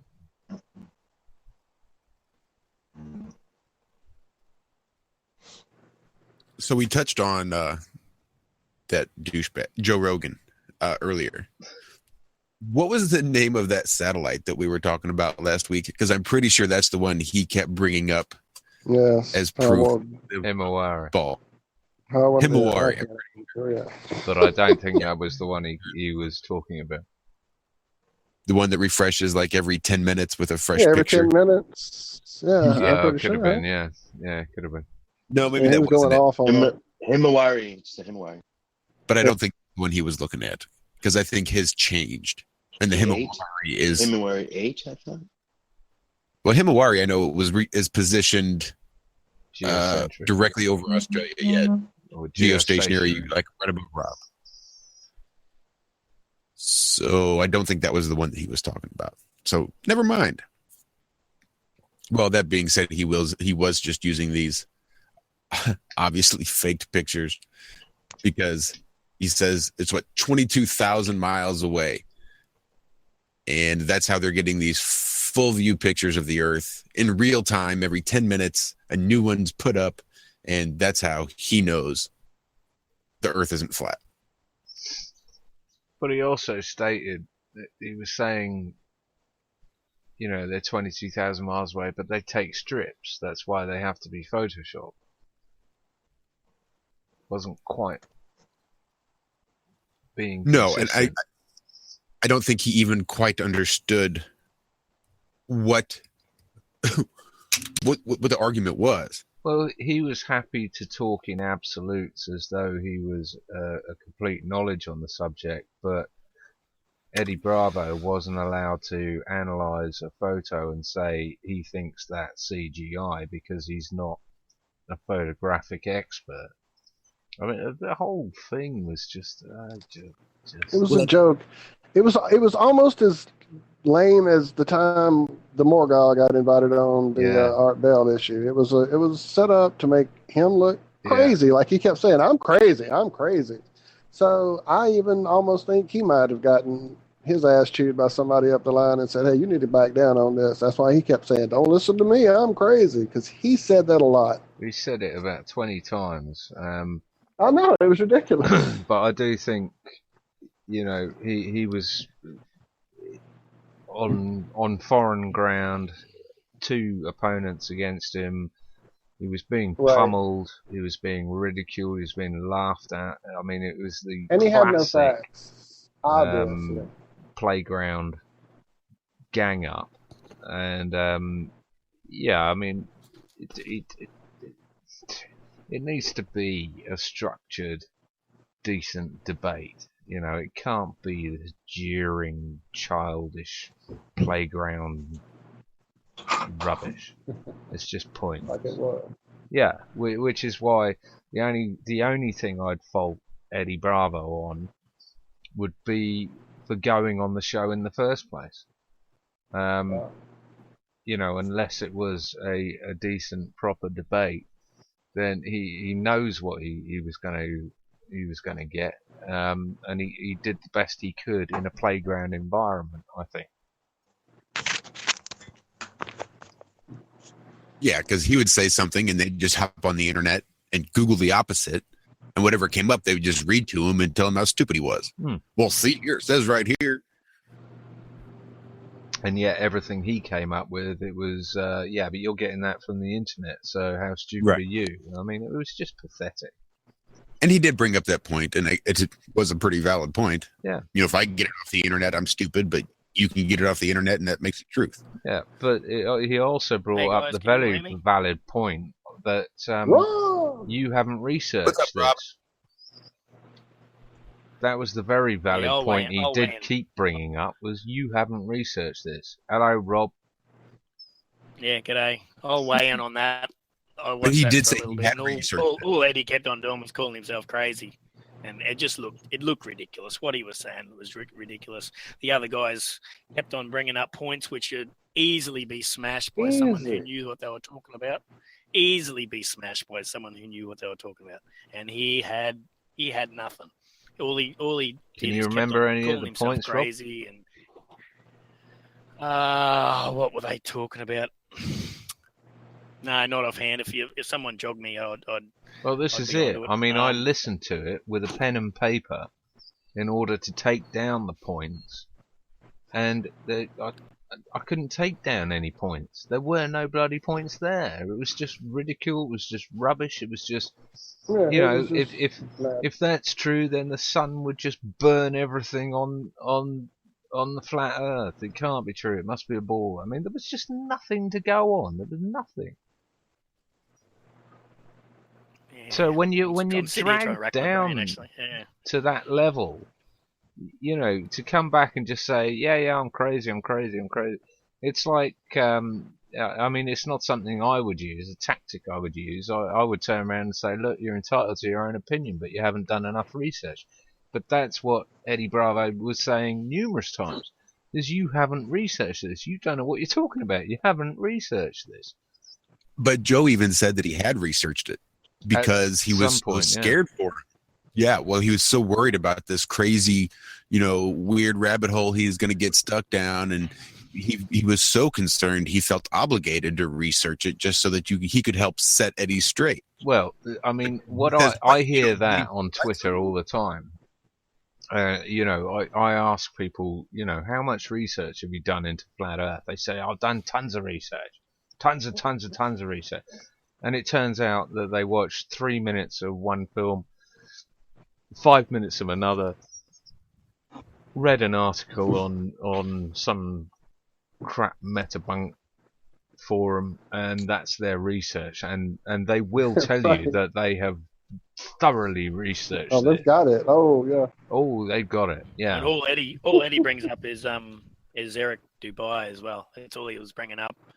And the other guys said to him that yeah, we've looked at him, and Eddie said that, well, there's other guys, but he never mentioned anyone else. It was 3-on-1, but still, he wasn't bringing up anything of substance, and he could have. He had ample opportunity to bring up. Even though the other guys were talking over him all the time, he had ample opportunity to bring up. Well, he brought up Simmons or whatever, who openly admitted that he faked the picture of the Earth because Joe Rogan's sitting there saying to him, you can't say that. You can't say that there isn't any pictures from space of Earth. We're showing them on screen now. We're showing you right now. You can't say that. Was the Morley experiment? Morley. And then Rogan was balls, and Eddie Bravo was balls and that up as well, and they confused the hell out of him, and then he was balls and up what his point was, and it did look ridiculous. Well, Rob, remember he was telling them how many months ago Morley experiment right now? Straight off the cuff, can you explain the Mickelson-Morley experiment and how it was a failure, how it was a success? I mean, that takes pre-prep research, having your shit in front of you.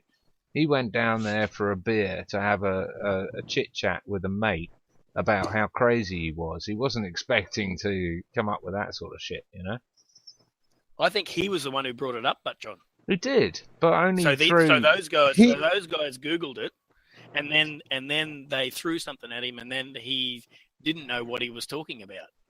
So he looked like the bad guy because he was the one who brought up the Morley experiment in the first place, and then he was saying the opposite of what the experiment was all about anyway.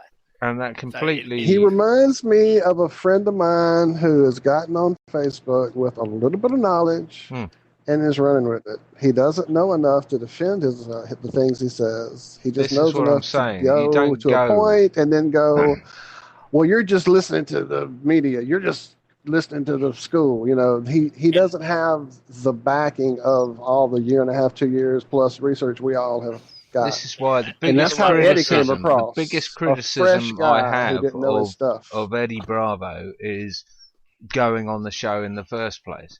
You don't go on the Joe Rogan show to be shouted down by a couple of guys if you don't have your shit in line, if you don't have your ducks in the line. Yeah, the other one was the satellites. I was talking about the Japanese satellite that takes a photo every 10 minutes. Mm-hmm. But he had no comeback at all. All he could say was, "No, it's CGI. Doesn't look real. Mm-hmm. Doesn't look real." And you can't say that. You got to say why it's not real. You got to, as you brought up last week when we were talking about it, John. You've got to bring up that where's the sun and the moon in any of these photos throughout the whole 24 hours. You must see something else. You must be able to see the stars. You must be able to see the lights of the city on there at some stage. Yeah, I mean, you don't ever see anything other than that ball that we've been seeing since 1972 or whatever that first photo was. It's good to bring him up, though, Rob, but it's like you arguing the office troll. Do you know what I mean? It's a futile argument when you're listening to it because it doesn't really matter what Eddie says. As soon as he starts to make a point that they moved on to something else, and it's a futile argument. You know what I mean? Even when you make a point, there's an excuse for it that they happily allows them to move on to the next point, and that's why it's not a fair debate. Well, that weren't a debate, was it? That was a. Well, it didn't. Let's get Joe Rogan to invite the Iron Realm onto his show and see what happens. How about the Iron Realm invite Joe Rogan on the show? Oh, well, yeah. I've been calling Joe Rogan out on Twitter for about a year and a half now. He ain't doing nothing with us, trust me.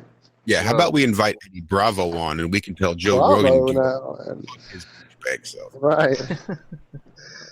Sorry, I don't like him. No, I just think he's going to become irrelevant. He's chosen his side.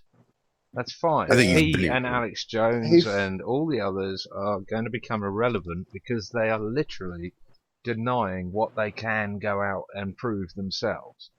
No conjecture, Do you guys, no conspiracy. Do you guys read the comments on On these what? videos? On say the Joe Rogan. I don't read the comments on my videos, let alone his. I always go for the comments. Yeah, I'll watch them. Most of them were pro Eddie. Most of them were for Eddie. I don't doubt it. I don't doubt it at all. I think Joe Rogan is going to become extinct. You know what else I noticed? Or his opinion, at least. Yeah. Sorry, Judge. His willingness to talk about the moon landings and what he thought about the moon landings. Eddie called him out a couple times, and he said, "Well, you think they're fake? You think they're fake?" And he kind of sidestepped that a little bit because he already doubled down when Neil Disgrace was on, talking about how he was convinced the moon landings happened. Yeah, he sold out. I was retarded for thinking the moon landings were fake. I was retarded for thinking the moon landings were fake. That's all he kept saying. And Eddie just said, "Man, you're a sellout." I can't believe that. He was calling him out. I was liking Eddie even way back then before he was a flat earther. Yeah, I think that's just shit Joe says when he's on the air in front of Neil deGrasse Tyson. I think he gets off the air. He also at that time was working on getting his new Joe Rogan Questions Everything show or whatever the hell bullshit that was, as he just played the party line in every episode, kind of like the Penn and Teller bullshit show where they're going to show you the bullshit everything and just feed you the party line, you know? I think it's like with Alex Jones. You find Alex Jones for a certain amount of time. You take the best, you leave the rest, and you move on and leave them behind. I think there are, they are gatekeepers, but there are ways of moving through that gate. Some people will be staying at the gate and worshipping Joe Rogan for as long as they care to choose to do. Others will see it for what it is, insofar as you can actually go out and test this shit for yourself.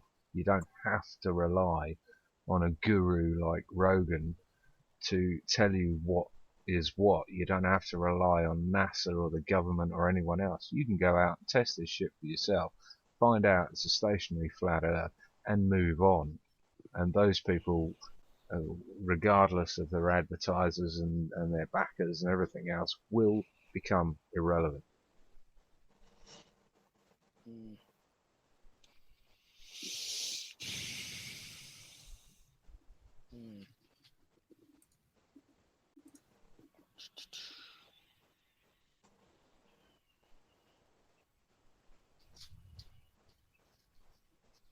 I love that air. Good stuff. Sorry, I was nodded or I was muted. I was actually saying something. I'm about to ask my buddy in chat here about his opinion on the whole Eddie and Joe thing. We haven't talked about it. If he's still there, Trippy McGee. But because he and I go back and forth on this thing quite a bit. Old Trippy and I. He tends to agree up to the line of NASA. Everything else is. He agrees with me with everything. Not agrees with me. I'm just saying he sees all the conspiracies. He's been exploring this stuff just like I have for 30 plus years. And I mean, he knows all the lies until he gets to that NASA line and he won't cross it. And I just don't understand that. That's where we always bump heads. NASA and the flat earth, that's all, That's legit. the ball is real, but I'm gonna see if he'll get on here and chat with us. I doubt it.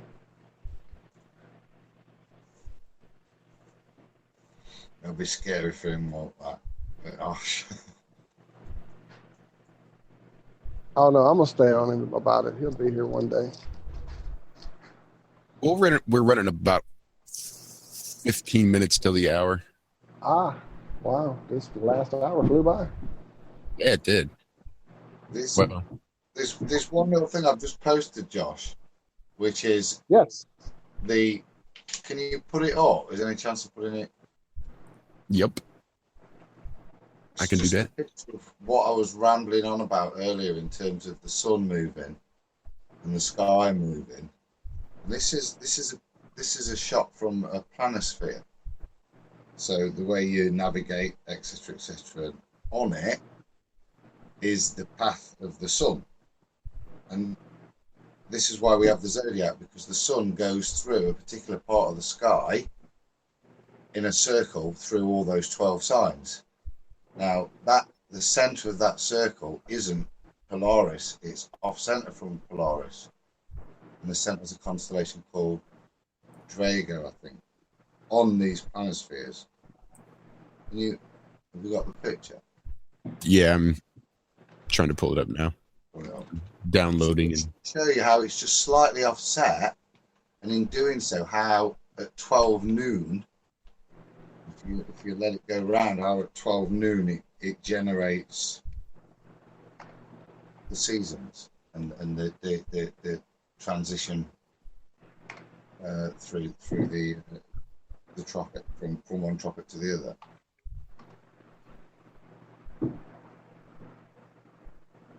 Reason.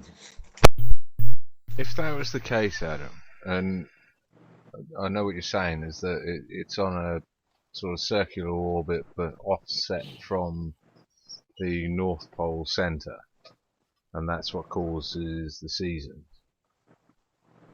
If that was the case, then have a look at this planisphere. Then I suppose the question I'm asking then is, what is this orbit of the sun on the planisphere for navigation purposes? Why is it marked there then, as opposed to it having Polaris as the center of the sun and its orbit? well, maybe it's marked there to show the inner circle and the outer circle, or the transition between the two. At any point, it'll tell you where the sun is at any point in the year as well. Yeah, that's cool. Yeah, I can still. So I'm looking. I'm sorry, I hate to interrupt, guys, but I'm looking at this with you in the chat hangout, but I don't think they're seeing it with us online. Is that not possible, Josh? That's it. It's on Josh's screen now. Yeah, but I'm not seeing it on YouTube live yet. Maybe it's just delayed. I'm sorry. Josh got to share his screen. But yeah, it's probably delayed. Because I went straight to the picture and I've been looking at it with you. Then I looked up on YouTube. None of what you're talking about is on the screen. It's like, oh, they're completely lost. yeah, no kidding. That's all me. That's all good.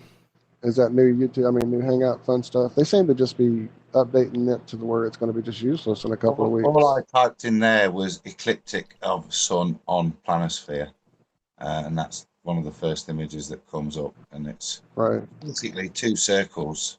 Yeah. One's the equator, and the other one is the path of the sun.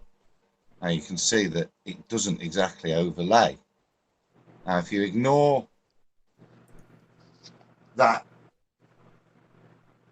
if you think of the center circle, if you think of that as the equator, and that's how we traditionally think the sun goes all the way around and moves in and out a little bit.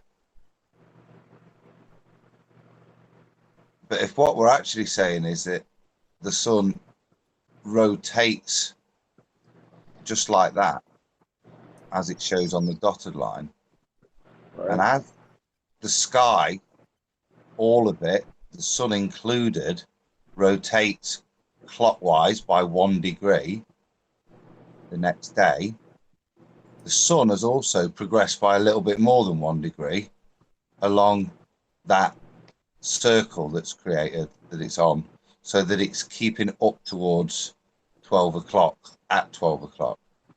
Uh, Why you see the slight change even though 24 hours has elapsed. That's what I'm thinking. And as that then, because everything's a clock, and this is a clock ticking round. It's a clock with an off-centered cog. You know, But like I was that talking on wouldn't the, cause seasons, James though, was talking Adam. about the ancient clocks. The front screen where he talks about the sky map, that is on the front of the clocks, and that ticks backwards over the year and makes one revolution in a year.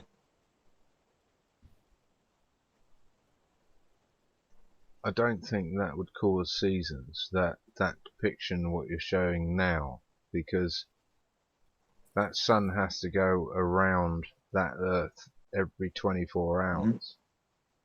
Yeah. So it would be like, you know, it would be winter every month, and then spring every month, and then no, because it's offset. If it was centered around Polaris, then what you're saying is true. But because it isn't, because it's offset, and the center of rotation of the sun is slightly offset from the center of the rotation of the sky, what it does is it moves the position relative to you on Earth of the sun backwards and forwards. Now, the position is generated by the rotation of the sky in opposition to the forward rotation of the sun along its year-long circle around the circle that you can see.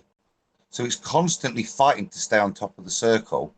Wherever the circle is in your position on the Earth, it's easy just to think of one fixed position on the Earth when you're looking at it. But wherever you are, the sun's fighting to stay at 12 o'clock at noon, because, and sometimes it's going a bit faster, and that's because of the way the offset, and that's what generates the analemma. Is that's how that shape's generated, I think. Don't you see, if it's offset, then you'd have summer in Australia and summer in... Right, so look at it. If you look at the map there, right, whatever date that is, pretend it's in wherever, and put the flat Earth map underneath it. The circle of the sun on that day there, as it's lined up, look, in the southern hemisphere, where December is, where it says December, that's Australia, right? Then the circle of the sun is going to hit Australia and go overhead. So it's almost like their summer.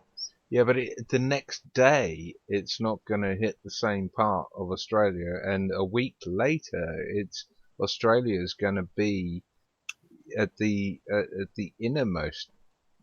You know, it's going to be furthest away from the sun.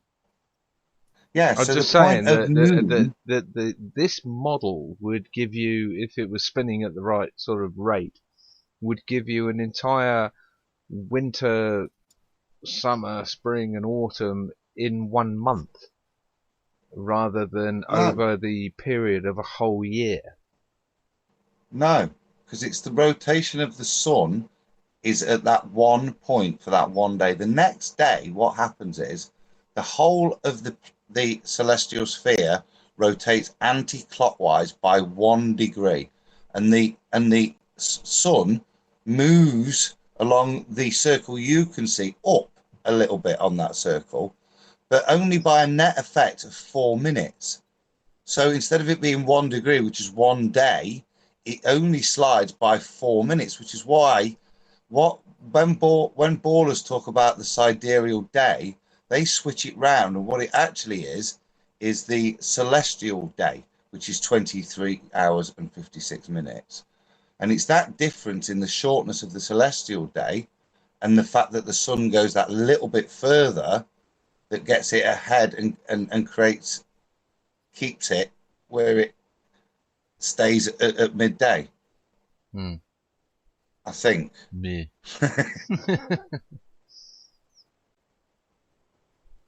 The alternative, John, is that it goes backwards and forwards along a different, rotating from the center of Polaris. And that's what I always thought until I saw that image there, which is a planisphere, which is how you navigate. And that's got the sun not having a center of rotation at the North Pole at Polaris, it's got it offset on the star map, rotating slightly off, which creates those patterns. It creates those spirograph patterns. That's how spirographs work. You set cogs off against each other of different sizes, and it creates those sort of figure of 8 patterns. Well, maybe with your celestial canopy that you built, maybe you could replicate this, i.e. you're doing it every day, so you spin it every day, but you're having a light coming out and going back forward, because that is literally what I think is going on. I don't think there's any. I'm not sure about your offset cog thing here. I don't know if that's right, obviously, because I can't model it. But I'd like to see what the results would be with your built canopy moving the sun in and out, and seeing what you see every day. Because the Analema to me looks spot on. I can't. Well, yeah, I don't know. Spot on for what? The Analema is spot on. What I'm trying to say is, what actually is it describing? What motion? I think it's describing. That we're recording. I think it's describing the sun moving faster at the Tropic of Capricorn, and every day slowly moving closer and closer to the North Pole until it gets to the Tropic of Cancer, in which point it's going a lot slower than it was going at Capricorn. I see it speeding up and slowing down. This is what Hillbilly said. How does sundials work then? Because it means on certain days, certain hours would be shorter and longer. Because if the sun's speed varies, then no, they wouldn't be shorter or longer. It's the same. A day is a day. To give the same relative. Say again. Are you saying it speeds up and slows down depending on its navigation to give the same perceived time? If you're holding a ball on a rope and you're swinging it around you, and you let the rope out and you pull the rope back in, then the ball is speeding up and slowing down as you pull it out and pull it in.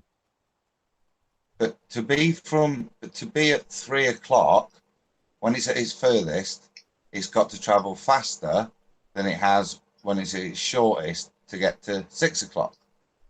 If you see what I mean, hasn't it? It's got a shorter distance to travel. No, you're going to have to explain what where you're looking at this 3 o'clock, 6 o'clock. Right, so okay. So in one day, the revolution of the sun, if it's traveling on the northern tropic, okay, it's got the shortest distance to travel. When it's traveling over the equator, it's the middle, and when it's traveling over the southern tropic, it's got the biggest circle to go round. Yeah. So to do that circle in a day, it's got to travel faster there than it has when it's at the northern tropic. Yeah. I've got no problem with that. I'm saying I think the sun stays at the same speed. Why? Based on what? Doesn't happen. Based on that planisphere, the route of the sun in the sky as throughout the year is traceable through certain constellations. So, and those constellations rotate around the center Polaris, but the sun doesn't rotate around that. It rotates around the zodiac as we see it, that circle, which is offset. And it's that, so that the sun is staying exactly, it's taking 24 hours to do one full circle. And in doing so, it moves in a clockwise direction by a degree and a bit along the full circle that it goes around in the year, made by the rotation of the skies. But at the same time, the skies are rotating 1 degree backwards. So the net effect is a slight forward movement And then when you translate those two movements together, it's that creates the analemma shape. Is my. Do you agree that the precession of the equinox is a real thing? Yeah. Based on what? Well, based on, how do you mean? Okay, so clarify what you're asking me. What do I believe? Well, it's a 26,000 year cycle, and you're saying it's so real. That was something I was thinking about. So that then, if there is then a bigger wobble outside of that, okay, then that could quite easily be. If everything's a clock, you can have another cog, another cog, and another cog.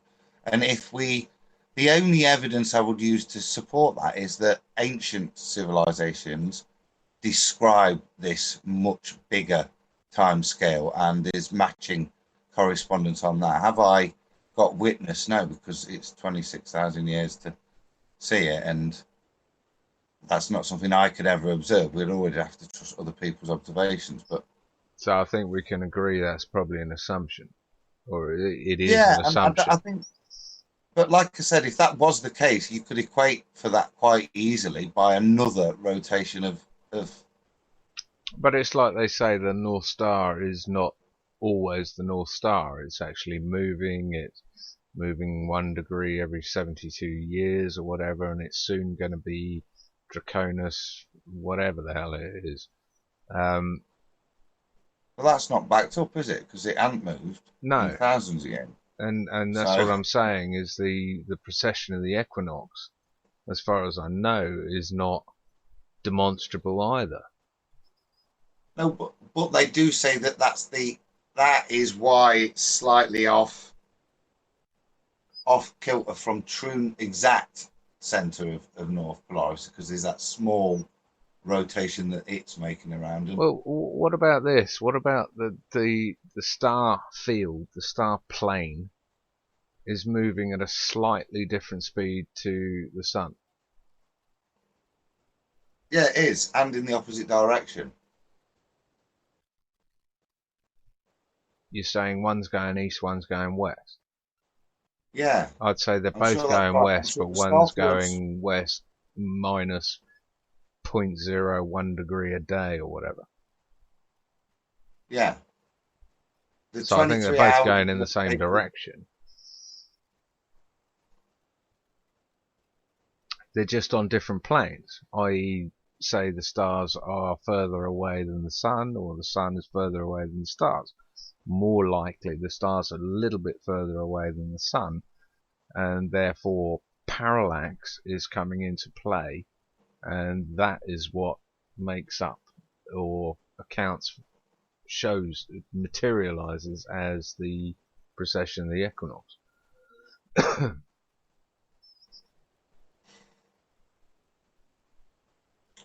Precession of the equinox, I'm not sure, but I think that's the other thing I was looking at, is in terms of depth of and the distance that the sun is at midday, how that affects the shape of the analemma as well. Because, you know, the Rob Skewer stuff showing the sun's relative height varies greatly at distance, you know what I mean? So if during our winter it's a lot further away, the atmospheric effect, what difference is that making to the relative position and therefore the shape of the analemma as well? Interesting. Right. But yeah, so it is more questions, mate, but it is, but things that don't need to be questioned is whether we're living on a flat and stationary plane, because that, as far as I'm concerned, is provable. I think we can agree on that. Yeah, well, I think that's what I was saying. I think that's what Hillbilly first of all thought. I was arguing the two different flat and ball earths. I'm arguing two different mechanisms on a flat on a flat plane. Yeah, two completely different ways in which the sun moves above us.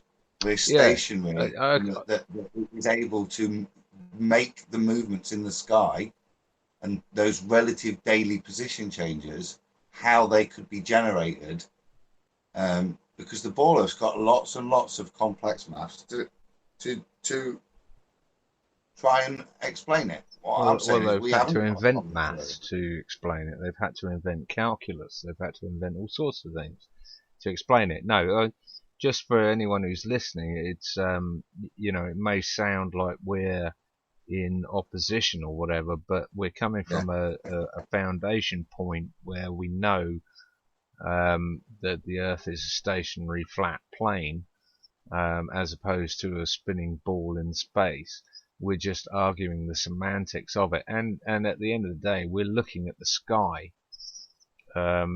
which has no relation to anything happening down here on Earth. Just wanted to, I'm show trying off. to be zetetic, John, is the way I'm trying to approach it. So the way I like to extrapolate from those ideas too, the way you guys are so empirical, and I do the empirical thing too, but then I take it and go into that whole, let me just go as far as I can with it. Okay, if it's all a big mechanism and all a big clock, a clock has that spring that you wind that gives it its power. So the resetting, the procession that resets allegedly or whatever, maybe that's what it is, as the energy is spin out.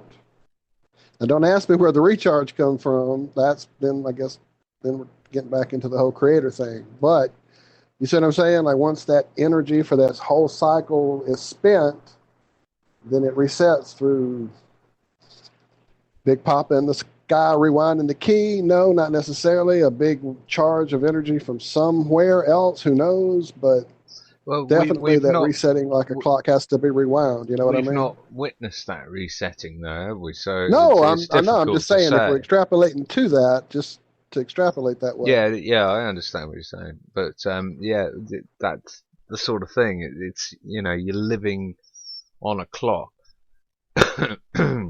and once every 1,000 years, the hour hand ticks by 0.1 degree. And the 30 generations or whatever in between are sort of saying, I'm telling you, man, that fucking hour hand ticks. It ticks. No, and everyone else going, yeah, but we don't know that. We don't know if it does. Does it? Do you know what I mean? And it's only if you live in that generation where it goes tick that you actually go. Well, we all should start ticked. This year. This generation of our family, we all should carve this in a stone somewhere and pass it down. Yeah, and that way we can record it for the future generations. Yeah, exactly. Starting from Flat Earth Ground Zero, we are now recording shit. And, we will tell you from now on whether, what happens. Absolutely. We need to start keeping our own records. Yes, sir. And I would advise to get away from electronics. Oh, my goodness. Yeah, we need to keep it for a reason. We need to keep it off YouTube. We need to keep it in longhand. We need to put it into songs, tell our kids, everything. Because this is generation zero. Every single thing has been reset from now on, unless we go and there is some sort of Vatican library riot, whatever, that's been prophesied so many times. Unless we can get a shortcut to the information that we know has already been recorded. We know that this information is readily available to those that are allowed to see it. We're not allowed to see it, though. So either we make our own observations and records from now on, or we demand to see the originals. And I say, what is the point of reinventing the wheel? Yeah. Other than we'd have to take their word for it that it was legitimate. So I don't think we can do that either. So really, this is ground zero. This is year zero. Gravity.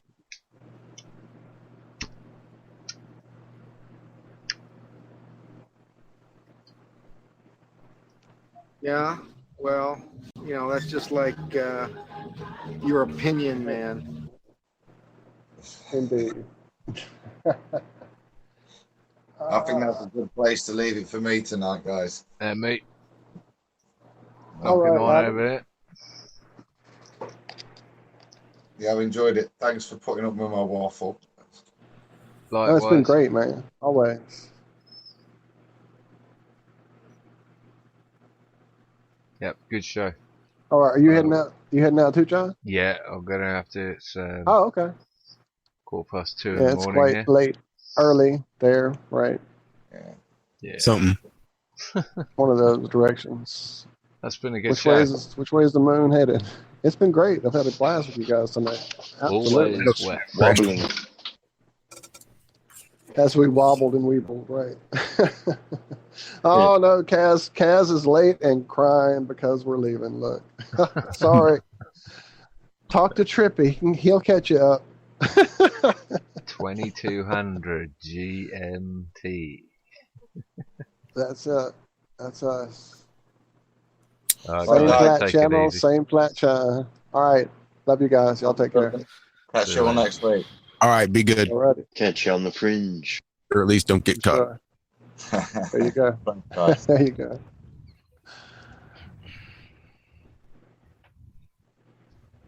And then there were 3 or 4. Rob is still here. I'm still here. That's right. You just being awfully quiet. What's up? When, my when brother?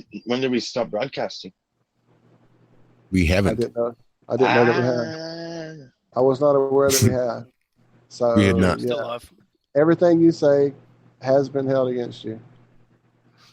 Can you believe I didn't crash once? Dude, shh, man, there we go. Everything is going to crash and erase all the recording. We just